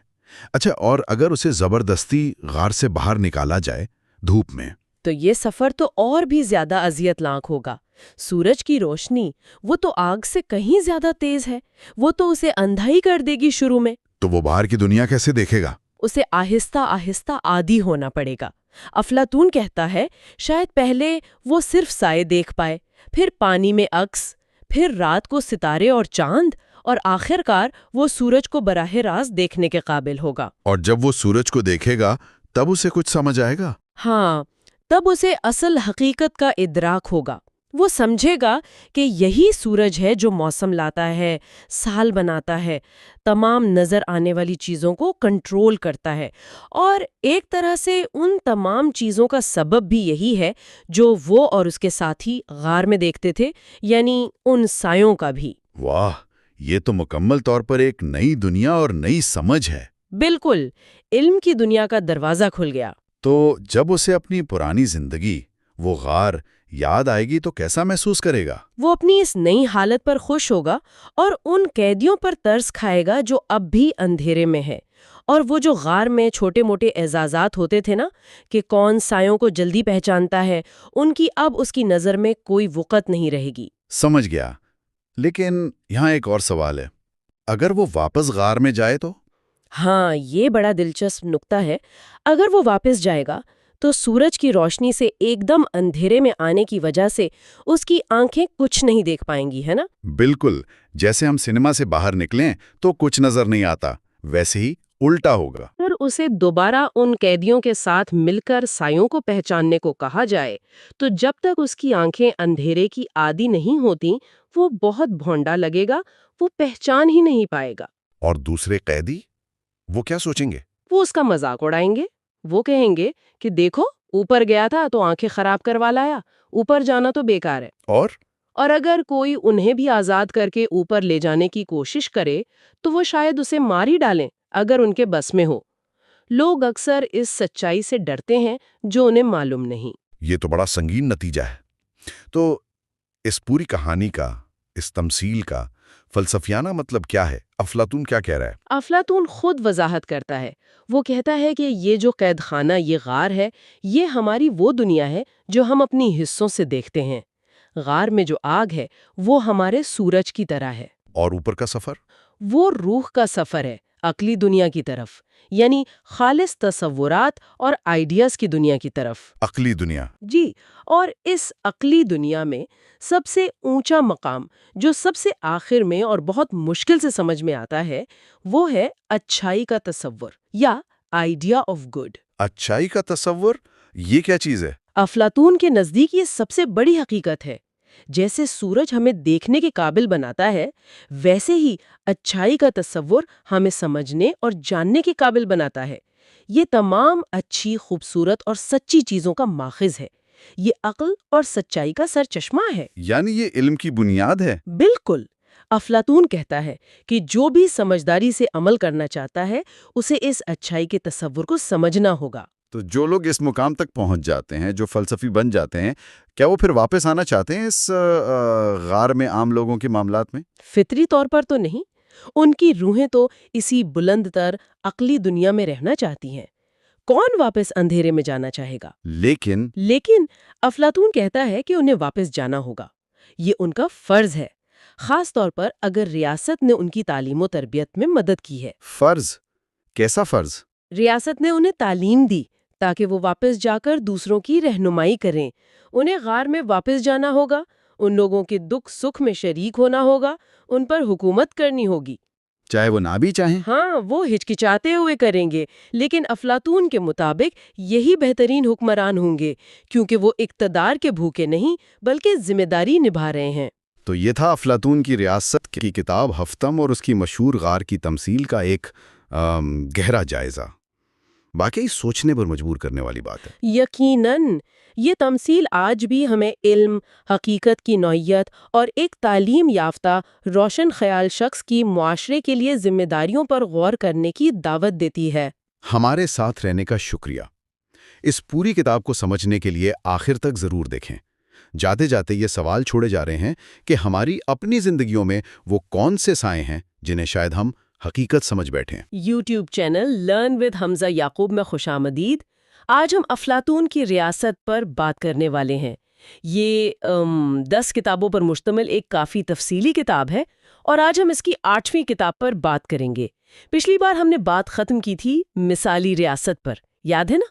مشترکہ خاندان، فلسفی بادشاہ اور وہ محافظ جنہیں عوام سے صرف گزارا الاؤنس ملتا تھا۔ جی بالکل۔ تو اب ہم وہیں سے بات آگے بڑھاتے ہیں جہاں چھوڑی تھی کہ یہ مثالی ریاست بگڑتی کیسے ہے۔ افلاطون نے 4 بنیادی ناقص حکومتوں کو ذکر کیا ہے نا؟ جی ہاں، 4۔ افلاطون کا اصل میں نقطہ یہ ہے کہ بہترین نظام بھی انسان کی اپنی کمزوریوں کی وجہ سے زوال کا شکار ہو سکتا ہے، اور یہ زوال کوئی ایک دم سے نہیں آتا، یہ آہستہ آہستہ ہوتا ہے۔ اچھا، تو یہ پہلا قدم نیچے کیسے جاتا ہے؟ مطلب مثالی ریاست سے پہلی خرابی، جسے افلاطون ٹائموکریسی کہتا ہے، یعنی عزت والی حکومت، وہ کیسے بنتی ہے؟ دیکھیں، یہ تب شروع ہوتی ہے جب جو حکمران طبقہ ہے نا، اس میں اندرونی اختلافات پیدا ہو جاتے ہیں۔ افلاطون اس کو ایک کہانی سے بھی جوڑتا ہے، میوزس کی کہانی سے۔ خلاصہ اس کا یہ ہے کہ حکمرانوں کی نسلوں میں آپ کہہ لیں خرابی آنے لگتی ہے۔ خرابی؟ کس قسم کی خرابی؟ مطلب وہ جو سونے اور چاندی والے کردار تھے ان میں پتر اور لوہے کی ملاوٹ ہو جاتی ہے، اور اس ملاوٹ سے پھر نابرابری پیدا ہوتی ہے، اور نابرابری سے جنگ۔ اوہ، تو یعنی قدریں بدل جاتی ہیں، حکمت کی جگہ عزت، فوجی طاقت، یہ چیزیں لے لیتی ہیں۔ بالکل بالکل، نتیجہ پھر یہی نکلتا ہے کہ ذاتی ملکیت کا رواج شروع ہو جاتا ہے، ریاست کا فوکس جنگ اور نگرانی بن جاتا ہے، اور فلسفے کو، فلسفیانہ سوچ کو شک کی نظر سے دیکھا جانے لگتا ہے۔ تو اس ریاست کے لوگ کیسے ہوں گے؟ وہ جنگجو قسم کے ہوتے ہیں، پرجوش، لیکن شاید اتنے مہذب نہیں جتنے پہلے تھے۔ حکمرانوں کا احترام تو کرتے ہیں، فوجی تربیت پر بھی زور ہوتا ہے، لیکن اندر ہی اندر کہیں نہ کہیں پیسے کی ایک چھپی ہوئی خواہش بھی پیدا ہونے لگتی ہے۔ اور جو فرد اس ماحول میں بڑا ہوتا ہے اس کی شخصیت کیسی ہوتی ہے؟ وہ عزت کا بھوکا ہوتا ہے، طاقت چاہتا ہے۔ جوانی میں ہو سکتا ہے دولت کو اتنی اہمیت نہ دے، مگر جیسے جیسے عمر بڑھتی ہے لالچ آ جاتا ہے۔ اس کی تربیت میں بھی جسمانی ورزش کا زیادہ زور ہوتا ہے، فلسفے کا کم۔ اکثر یہ آپ دیکھیں کسی اچھے باپ کا بیٹا ہوتا ہے جو کسی خراب شہر میں رہ رہا ہو۔ اچھا، جی، اور پھر ماں یا معاشرے کے تانے سن کر یا ان کے دباؤ میں آ کر وہ کوشش کرتا ہے کہ اپنے باپ سے زیادہ مردانہ بنے، یعنی زیادہ حوصلہ مند، زیادہ حریص۔ ہاں سمجھ آئی۔ تو جب یہ عزت کی جگہ دولت کی جو چھپی ہوئی ہوس تھی وہ کھل کر سامنے آ جائے تب کیا ہوتا ہے؟ کیا وہ اگلی سٹیج ہے؟ جی ہاں، بالکل۔ وہیں سے پھر اولیگارکی جنم لیتی ہے، یعنی چند امیروں کی حکومت۔ وہ جو دولت جمع کرنے کا شوق ڈیموکریسی میں چھپا ہوا تھا نا، وہ اب کھل کر سامنے آ جاتا ہے۔ تو قانون بھی بدل جاتے ہوں گے؟ ظاہر ہے، قانون ایسے بنتے ہیں کہ بھئی صرف ایک خاص مقدار میں دولت رکھنے والے ہی حکومت کر سکتے ہیں۔ تو یوں سمجھیں کہ نیکی کی قدر کم ہوتی جاتی ہے اور دولت ہی سب کچھ بن جاتی ہے۔ افلاطون تو اس نظام کا بڑا ناقد تھا۔ وہ مثال بھی دیتا ہے نا کہ کیا ہم جہاز کا کپتان اس کی دولت دیکھ کر چنیں گے؟ یقیناً نہیں، یہی تو اس کی پہلی بڑی خرابی ہے۔ حکمران قابلیت پر نہیں، دولت کی بنیاد پر آتے ہیں۔ دوسری خرابی، ریاست واضح طور پر دو حصوں میں بٹ جاتی ہے، امیر اور غریب، اور وہ ایک دوسرے سے نفرت کرتے ہیں۔ جی، اور سازشیں کرتے رہتے ہیں۔ تیسری بات، یہ ریاست جنگ نہیں لڑ سکتی۔ کیوں؟ کیونکہ حکمران عوام کو ہتھیار دینے سے ڈرتے ہیں۔ اور چوتھی خرابی، وہ جسے افلاطون ڈرونز کہتا ہے۔ ڈرونز؟ اس سے کیا مراد ہے؟ یعنی وہ نکمے شہری جو معاشرے پر بوجھ ہیں۔ ان میں کچھ تو بے ضرر غریب ہوتے ہیں اور کچھ خطرناک مجرم بن جاتے ہیں۔ اچھا، اور جو اولیگارک ایک فرد ہے اس کی اپنی ذہنیت کیسی ہوتی ہے؟ اس کے لیے دولت ہی سب سے بڑی چیز ہے۔ وہ کنجوس ہوتا ہے، محنتی بھی ہوتا ہے، مگر صرف اپنی ضروری خواہشات پوری کرتا ہے، باقی دبا دیتا ہے۔ اس میں تعلیم، تہذیب، ان چیزوں کی کمی ہوتی ہے، اور وہ اندر سے بٹا ہوا ہوتا ہے، جیسے ایک جسم میں دو آدمی ہوں۔ دو آدمی؟ ہاں، مطلب بہتر خواہشات پر کمتر خواہشات حاوی رہتی ہیں۔ یہ جو نابرابری ہے اولیگارکی میں اور دبی ہوئی خواہشات، مجھے لگتا ہے یہ آخر کار پھٹ پڑیں گی۔ کیا یہیں سے جمہوریت آتی ہے؟ افلاطون تو یہی کہتا ہے۔ حکمرانوں کی جو دولت کی ہوس ہے وہ انہیں مجبور کرتی ہے کہ نوجوانوں کو قرضوں میں پھنسائیں، ان کی جائیدادیں ہڑپ کریں۔ اس سے غریبوں میں شدید غصہ پیدا ہوتا ہے۔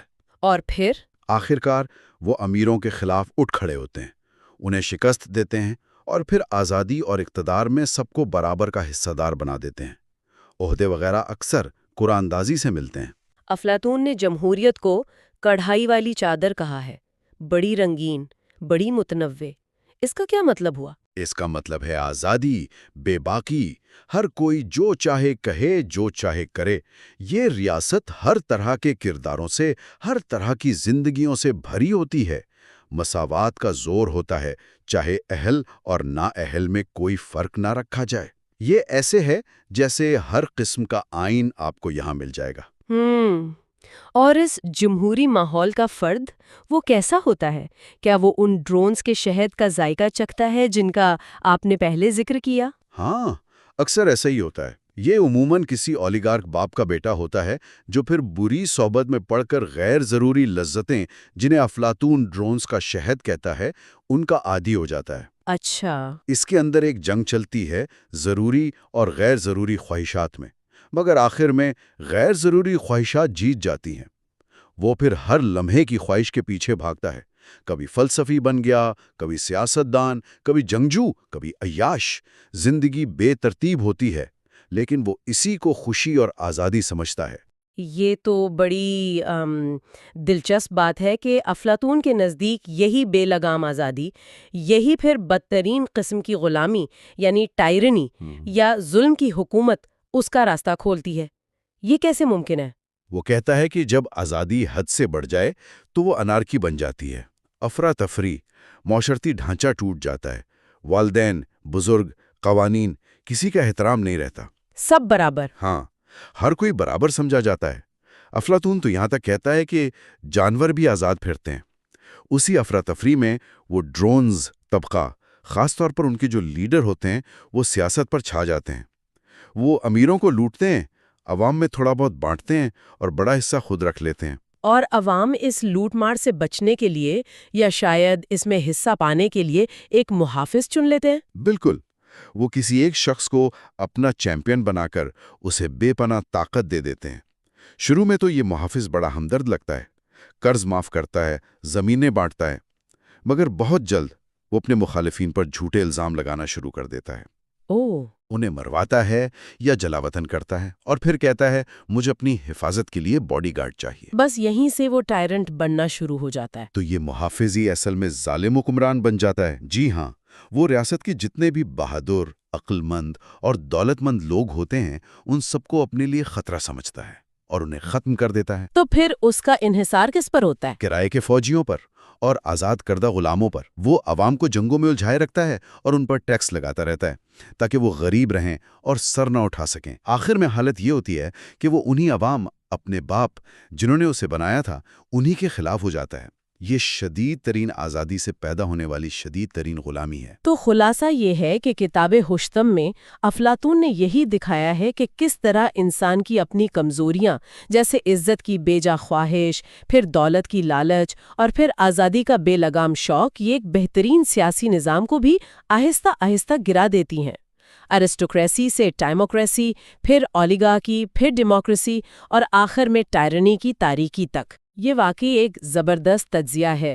افلاطون نے یہ زوال کا نقشہ صدیوں پہلے کھینچا تھا اور یہ آج بھی ہمیں سوچنے پر مجبور کرتا ہے کہ ہمارے اپنے معاشروں اور حکومتوں میں ان نمونوں کی جھلک کہاں کہاں نظر آتی ہے. ہمارے ساتھ رہنے کا شکریہ. اس کتاب کو مکمل سمجھنے کے لیے آخر تک دیکھیں. یوٹیوب چینل لرن ود حمزہ یعقوب میں خوش آمدید. آج ہم افلاطون کی مشہور کتاب ریپبلک پر بات کر رہے ہیں. آپ جانتے ہیں اس میں 10 کتابیں ہیں اور آج ہماری توجہ ہے کتاب 9 یعنی بک 9 پر. اس کتاب میں ایک بڑا دلچسپ سوال اٹھایا گیا ہے. یہ ظالم شخص جسے ٹائرینیکل مین کہتے ہیں وہ کیسے بنتا ہے، اور اہم بات یہ کہ کیا وہ خوش رہتا ہے یا دکھی. تو آج ہم افلاطون کے خیالات کو سمجھنے کی کوشش کریں گے کہ یہ بدترین قسم کی روح آخر ہوتی کیسی ہے. اچھا، تو افلاطون شروع کہاں سے کرتا ہے؟ میرا خیال ہے خواہشات سے ہے نا؟ وہ کہتا ہے کہ کچھ خواہشات غیر ضروری ہیں بلکہ غیر قانونی بھی ہو سکتی ہیں. جی ہاں، بالکل. اور دلچسپ بات یہ ہے کہ افلاطون کہتا ہے کہ یہ خواہشات یعنی یہ پوٹینشل ہم سب میں ہوتا ہے، لیکن زیادہ تر لوگوں میں معاشرتی قوانین اور خاص طور پر ان کی اپنی عقل وہ انہیں قابو میں رکھتی ہیں. اچھا، تو یہ وہ خواہشات ہیں جو قابو میں نہ رہیں تو مسئلہ بنتا ہے. خاص طور پہ وہ خواہشات جو آپ کہہ لیں نیند میں جاگتی ہیں جب عقل سو رہی ہوتی ہے نا. افلاطون اسے بڑا سخت نام دیتا ہے. وہ کہتا ہے یہ ہمارے اندر کا وحشی درندہ ہے اور اس حالت میں انسان ہر قسم کی بے حیائی، ہر قسم کے جرم کا تصور کر سکتا ہے. یہ ایک طرح سے ہماری تاریک سائیڈ ہے. تو مطلب یہ ہوا کہ ہر ایک کے اندر ایک چھوٹا سا ظالم چھپا ہے جسے عقل نے زنجیر ڈالی ہوئی ہے. ایک طرح سے آپ کہہ سکتی ہیں، لیکن پھر وہ اس کے مقابلے میں ایک معتدل، ایک عادل شخص کی بات کرتا ہے. وہ شخص جو سونے سے پہلے اپنی عقل کو آپ کہہ لیں جگاتا ہے، خواہشات کو بس اتنا پورا کرتا ہے کہ وہ سو جائیں، قابو سے باہر نہ ہوں، اور اس طرح وہ نیند میں بھی سچائی کے زیادہ قریب رہتا ہے. یہ صرف سونے کا طریقہ نہیں، یہ ایک منظم زندگی کی علامت ہے. ٹھیک ہے، یہ تو ہی خواہشات کی، لیکن ایک شخص مکمل ظالم بنتا کیسے ہے؟ وہ جو جمہوری شخص کے بیٹے کی مثال ہے. ہاں، وہ ایک بڑا اہم نقطہ ہے. افلاطون کہتا ہے کہ جمہوری شخص کا بیٹا جو شاید شروع میں مختلف اقدار کے بیچ لٹکا ہوتا ہے، وہ غلط لوگوں کی صحبت میں پڑ جاتا ہے. اچھا. اور وہ لوگ اسے بے لگام لذتوں کی طرف کھینچتے ہیں. پھر آہستہ آہستہ ایک غالب جذبہ، ایک ماسٹر پیشن، افلاطون نے اسے ایک عفریت نما پروں والے ڈرون سے تشبیہ دی ہے. اچھا. یعنی ایک ایسی چیز جو پوری روح پر قبضہ کر لیتی ہے. وہ جنون قابو پا لیتا ہے اور باقی تمام اچھی چیزیں، اعتدال، شرم، سب ختم کر دیتا ہے. اور پھر اس کی زندگی کیسی ہوتی ہے؟ اوہو، تباہ کن، لامحدود خواہشات، اور وہ بھی خوفناک قسم کی. ہر وقت پیسوں کی ضرورت، قرض پہ قرض، جائیداد کی تباہی. تو وہ کیا کرتا ہے پھر؟ جب کچھ نہیں بچتا نا، تو وہ دوسروں کو دھوکہ دیتا ہے، چوری کرتا ہے، یہاں تک کہ اپنے والدین کو بھی نہیں بخشتا۔ اچھا، وہ سارے کام جو پہلے شاید صرف اس کے خوابوں میں تھے، وہ وحشی درندہ والے، اب وہ جاگتے ہوئے کرتا ہے۔ افلاطون یہاں فرد سے ریاست کی طرف بھی جاتا ہے۔ ٹھیک کہا نا، وہ ظالم فرد اور ظالم ریاست کو کیسے جوڑتا ہے؟ بالکل، افلاطون کے لیے فرد اور ریاست وہ ایک دوسرے کا عکس ہیں۔ جیسے ظالم فرد کی روح اپنی خواہشات کی غلام ہوتی ہے، ویسے ہی ظالم ریاست بھی غلامی، غربت اور خوف میں جیتی ہے۔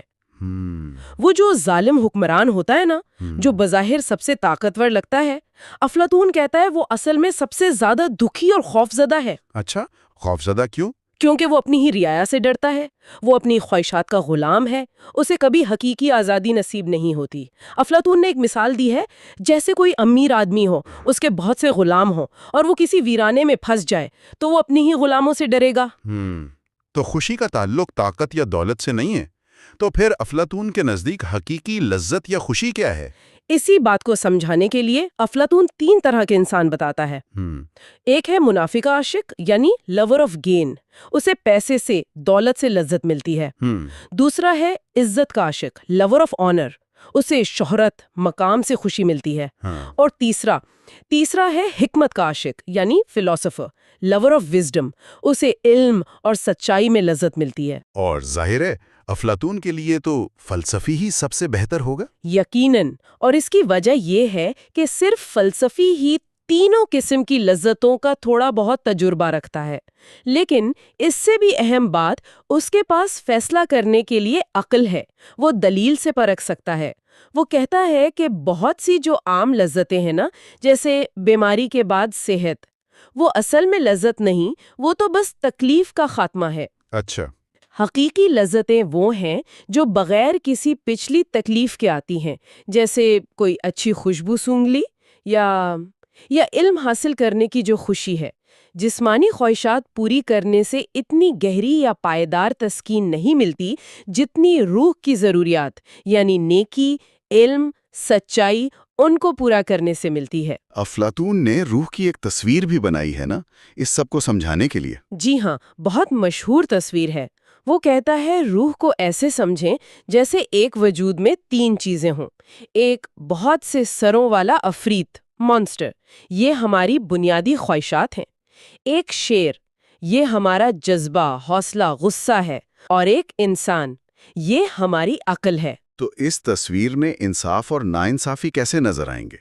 ناانصافی یہ ہے کہ آپ انسان یعنی عقل کو کمزور کر دیں، اور افرید یعنی خواہشات اور شیر یعنی جذبے کو کھلا چھوڑ دیں، انہیں طاقتور بنا دیں۔ پھر وہ دونوں مل کر انسان پر حکومت کریں گے اور آپس میں بھی لڑیں گے۔ اور انصاف؟ انصاف یہ ہے کہ انسان یعنی عقل کو کنٹرول دیا جائے، وہ شیر یعنی جذبے کو اپنا دوست، اپنا اتحادی بنائے، اور پھر دونوں مل کر افرید یعنی خواہشات کی دیکھ بھال کریں، اس کی اچھی پرورش کریں اور بری خواہشات کو قابو میں رکھیں۔ مقصد روح میں ایک ہم آہنگی، ایک بیلنس پیدا کرنا ہے۔ تو پھر آخری فیصلہ کیا ہوا؟ ظالم شخص خوش ہے یا نہیں؟ افلاطون کا جواب بالکل صاف ہے۔ انصاف، جہاں عقل کی حکومت ہے، وہی حقیقی خوشی، سکون اور نیکی لاتا ہے۔ ناانصافی، جو خواہشات کی غلامی ہے، وہ صرف دکھ، خوف اور اندرونی انتشار لاتی ہے، چاہے باہر سے کتنی ہی دولت یا طاقت نظر آئے۔ افلاطون نے تو ایک حساب بھی لگایا تھا، شاید علامتی طور پر، کہ ایک عادل بادشاہ ایک ظالم حکمران سے 729 گنا زیادہ خوشگوار زندگی گزارتا ہے۔ 729 گنا، یہ تو بہت بڑا فرق ہے۔ جی، یہ فرق کی شدت کو ظاہر کرنے کے لیے ہے۔ تو خلاصہ یہ ہوا کہ افلاطون کے مطابق ظالم شخص جو اپنی خواہشات کا قیدی ہے، وہ سب سے زیادہ قابل رحم اور ناخوش ہے، جبکہ عادل شخص جس کی روح پر عقل کی حکمرانی ہے، وہی اصل میں خوش ہے۔ بالکل۔ اور ایک آخری بات جو افلاطون کہتا ہے، جو کافی گہری ہے، وہ کہتا ہے کہ عادل شخص اپنے اندر جو مثالی شہر ہے نا، یعنی اس کی اپنی منظم روح، اس کے قانون کے مطابق جیتا ہے، چاہے ویسا مثالی شہر زمین پر حقیقت میں ہو یا نہ ہو۔ تو آج کے دور میں سوچنے کی بات یہ ہے کہ کسی فرد کے لیے اپنے اس اندرونی شہر کو بنانے کا کیا مطلب ہو سکتا ہے؟ یہ ایک بڑا سوال ہے۔ واقعی یہ غور طلب بات ہے۔ اچھا، تو آج ہمارے ساتھ رہنے کا بہت شکریہ۔ اور اس پوری کتاب یعنی ریپبلک کو مزید گہرائی میں سمجھنے کے لیے ہمارے ساتھ جڑے رہیں اور آخر تک ضرور دیکھیں۔ خوش آمدید، یوٹیوب چینل لرن ود حمزہ یعقوب میں خوش آمدید۔ آج ہم افلاطون کی مشہور و زمانہ کتاب ریاست پر بات کرنے جا رہے ہیں۔ یہ 10 کتابوں پر مشتمل ہے اور آج ہماری توجہ اس کی آخری یعنی 10ویں کتاب پر ہے۔ جی، اس آخری کتاب میں افلاطون شاعری، پھر روح کی لافانیت اور موت کے بعد کی زندگی جیسے اہم موضوعات پر اپنے آپ کہہ سکتے ہیں حتمی خیالات پیش کرتا ہے۔ تو آئیے اس میں ذرا گہرائی میں اترتے ہیں۔ اچھا، تو سب سے پہلے افلاطون اپنی مثالی ریاست سے کچھ خاص قسم کی شاعری یعنی نقالی شاعری یا المیہ نگاری کو وہ باہر رکھنا چاہتا ہے۔ یہ تو کافی سخت بات لگتی ہے۔ جی بالکل، اس کی وجہ یہ ہے کہ افلاطون سمجھتا تھا کہ شاعر جو ہیں وہ حقیقت کی اصل نقل نہیں کرتے بلکہ نقل کی نقل کرتے ہیں۔ نقل کی نقل، اس کا کیا مطلب ہوا؟ اسے سمجھنے کے لیے افلاطون کا جو اشکال یعنی فارمز کا نظریہ ہے وہ دیکھنا ہوگا۔ افلاطون کہتا ہے کہ ہر چیز کا ایک اصلی، ایک کامل، ایک الہامی نمونہ یا فارم موجود ہے۔ مثلا ایک بستر کا اصلی الہامی خیال ہے، ٹھیک؟ اچھا، اب بڑھئی جو ہے وہ اس خیال کی نقل کر کے ایک حقیقی بستر بناتا ہے۔ یہ ہوئی پہلی نقل۔ ٹھیک ہے، تو بڑھئی نے اصل خیال کی نقل کی۔ پھر شاعر یا مصور وہ اس بڑھئی کے بنائے ہوئے بستر کو دیکھتا ہے اور اس کی تصویر بناتا ہے یا اس کے بارے میں لکھتا ہے۔ تو یہ ہوئی نقل کی نقل، یعنی حقیقت سے آپ سمجھے 3 درجے دور۔ 3 درجے دور؟ او جی، اور افلاطون کے لیے مسئلہ یہ ہے کہ یہ فن جو حقیقت سے اتنا دور ہے وہ ہماری روح کے کیا کہتے ہیں عقلی حصے کو نہیں بلکہ جذباتی غیر عقلی حصے کو متاثر کرتا ہے۔ اچھا، یہ غم، خوشی، غصہ اس طرح کے جذبات کو ابھارتا ہے، انہیں پالتا ہے، اور افلاطون کے نزدیک ان جذبات کو قابو میں رکھنا چاہیے۔ یعنی افلاطون یہ سمجھتا تھا کہ ایسی شاعری، ایسا آرٹ لوگوں کو حقیقت سے دور لے جا سکتا ہے، گمراہ کر سکتا ہے۔ خاص طور پر کیا یہ ہومر جیسے بڑے شاعروں پر بھی لاگو ہوتا ہے؟ ہومر تو بھائی یونانی تہذیب کا ایک ستون مانا جاتا تھا۔ بالکل، یہی تو افلاطون کا سوال ہے۔ وہ پوچھتا ہے کہ اچھا، اگر ہومر اتنا عظیم تھا، اتنا حکمت والا تھا، تو اس نے عملی طور پر کیا کیا؟ کیا اس نے کوئی ریاست بہتر بنائی، کوئی قانون دیا، کوئی جنگ جتوائی؟ افلاطون کا نقطہ نظر یہ ہے کہ شاعر اکثر ان چیزوں کے بارے میں لکھتے ہیں جن کا انہیں اصل میں گہرائی میں علم نہیں ہوتا۔ جیسے جنگ یا حکمرانی، اس طرح کی چیزیں۔ جی ہاں، وہ صرف ظاہری شکلوں کی نقل کرتے ہیں، اور اس سے جو کم علم لوگ ہیں وہ گمراہ ہو سکتے ہیں۔ افلاطون دلیل دیتا ہے کہ اگر ہومر واقعی اتنا قابل ہوتا اور لوگوں کو بہتر بنا سکتا تو اس کے تو بہت سے شاگرد ہوتے، پیروکار ہوتے، اسے عزت ملتی۔ وہ صرف ایک کہانی سنانے والا بن کر کیوں گھومتا؟ یہ تو بڑا دلچسپ نکتہ ہے۔ تو اگر شاعری روح کو اس طرح آپ کہہ لیں گمراہ کر سکتی ہے، تو پھر خود روح کی اپنی حقیقت کیا ہے؟ کیا یہ فانی ہے یا لافانی جیسا افلاطون کا خیال تھا؟ جی، یہیں سے افلاطون روح کی لافانیت کی دلیل دیتا ہے۔ وہ کہتا ہے کہ دیکھیں، ہر چیز کی ایک اپنی ایک خاص برائی ہوتی ہے جو اسے تباہ کرتی ہے۔ مثلاً جیسے زنگ لوہے کو کھا جاتا ہے یا بیماری جسم کو ختم کر دیتی ہے، ٹھیک؟ اب روح کی برائیاں کیا ہیں؟ ناانصافی، جہالت، بزدلی۔ بالکل، ناانصافی، بزدلی، جہالت وغیرہ۔ افلاطون کہتا ہے کہ یہ برائیاں روح کو خراب تو کرتی ہیں، اسے بیمار تو کرتی ہیں، مگر اسے تباہ نہیں کر سکتی، اسے تحلیل نہیں کر سکتی۔ اچھا، یعنی جسم تو مر سکتا ہے، بیماری سے تباہ ہو سکتا ہے، لیکن روح اپنی اندرونی برائیوں کے باوجود وہ فنا نہیں ہوتی۔ یہی افلاطون کا استدلال ہے۔ چونکہ نہ تو روح کی اپنی اندرونی برائی اسے تباہ کر سکتی ہے اور نہ ہی کوئی بیرونی چیز جیسے جسم کی موت اسے ختم کر سکتی ہے، تو اس کا لازمی مطلب ہے کہ روح لافانی ہے، غیر فانی ہے۔ وہ یہ بھی کہتا ہے کہ روح اپنی اصل حالت میں، اپنی فطرت میں بالکل پاک، منطقی اور حکمت سے محبت کرنے والی ہے، لیکن جسم کے ساتھ اس کے تعلق نے، اس میل جول نے اسے داغدار کر دیا ہے۔ داغدار کر دیا ہے۔ جی بالکل ویسے ہی جیسے وہ سمندری دیوتا گلاؤکس تھا جو سمندری گھاس، خول اور پتھروں میں لپٹ کر اپنی اصلی شکل کھو بیٹھا تھا۔ واہ، یہ تو بڑی گہری تمثیل ہے۔ اور اس لافانی روح کے سفر کو سمجھانے کے لیے افلاطون ایک کہانی استعمال کرتا ہے آر نامی کردار کی۔ جی ہاں، آر کا افسانہ یا مف آف آر۔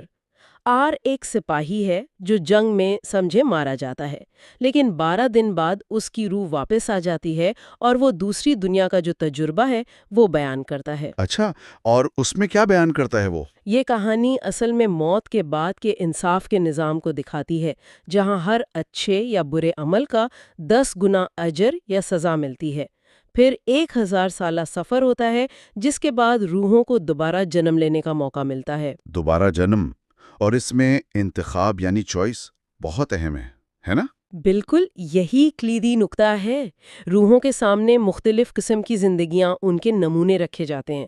بادشاہ کی زندگی، عام آدمی کی، کسی جانور کی، فنکار کی، ظالم کی، نیک کی، اور ہر روح اپنی اگلی زندگی خود چنتی ہے۔ اچھا، تو انتخاب اپنا اپنا۔ جی، اور افلاطون یہاں زور دیتا ہے کہ دانش مندانہ انتخاب، سمجھداری والا انتخاب، وہی ہے جو روح کو زیادہ منصف، زیادہ عادل بنائے، اور فلسفہ اس انتخاب کی تیاری میں مدد کرتا ہے۔ ہاں، اکثر پچھلی زندگی کے تجربے کی کمی یا بے فکری وہ غلط انتخاب کی طرف لے جاتی ہے۔ جیسے کوئی مثال دی ہے افلاطون نے؟ ہاں، وہ اوڈیسیس کی مثال دیتا ہے، جو اتنی جنگیں لڑنے اور شان و شوکت دیکھنے کے بعد تھک ہار کر ایک عام، غیر معروف، بے فکر آدمی کی زندگی چنتا ہے، شاید یہ بتانے کے لیے کہ اصل خوشی جاہو حشم نے نہیں ہے۔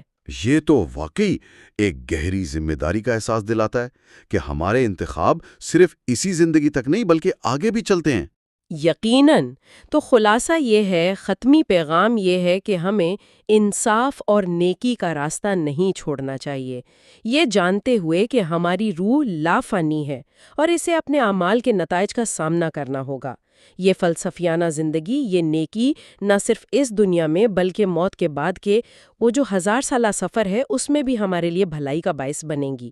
اور یہاں ایک بات سوچنے کی ہے کہ یہ جو قدیم خیال ہے کہ ظاہری شکلوں اور جذبات سے ہٹ کر حقیقت اور عقل پر توجہ دو، یہ آج کل کے دور میں جہاں معلومات اور تفریح کی بھرمار ہے ہمارے لیے کیا معنی رکھتا ہے، کیسے ہمیں چیلنج کرتا ہے؟ بالکل، یہ بہت اہم سوال ہے۔ اچھا، ہمارے ساتھ رہنے کا بہت شکریہ۔ ہمارے سامعین کے لیے ایک خاص اعلان بھی ہے۔ جی، برائے کرم کامنٹ سیکشن میں اپنی پسندیدہ کتاب کا نام ضرور لکھیے گا۔ جس کامنٹ کو سب سے زیادہ لائکس ملیں گے اسی کتاب کو ہم اپنی اگلی گفتگو کے لیے منتخب کریں گے۔ آپ کے تعاون اور وقت کا ایک بار پھر بہت بہت شکریہ۔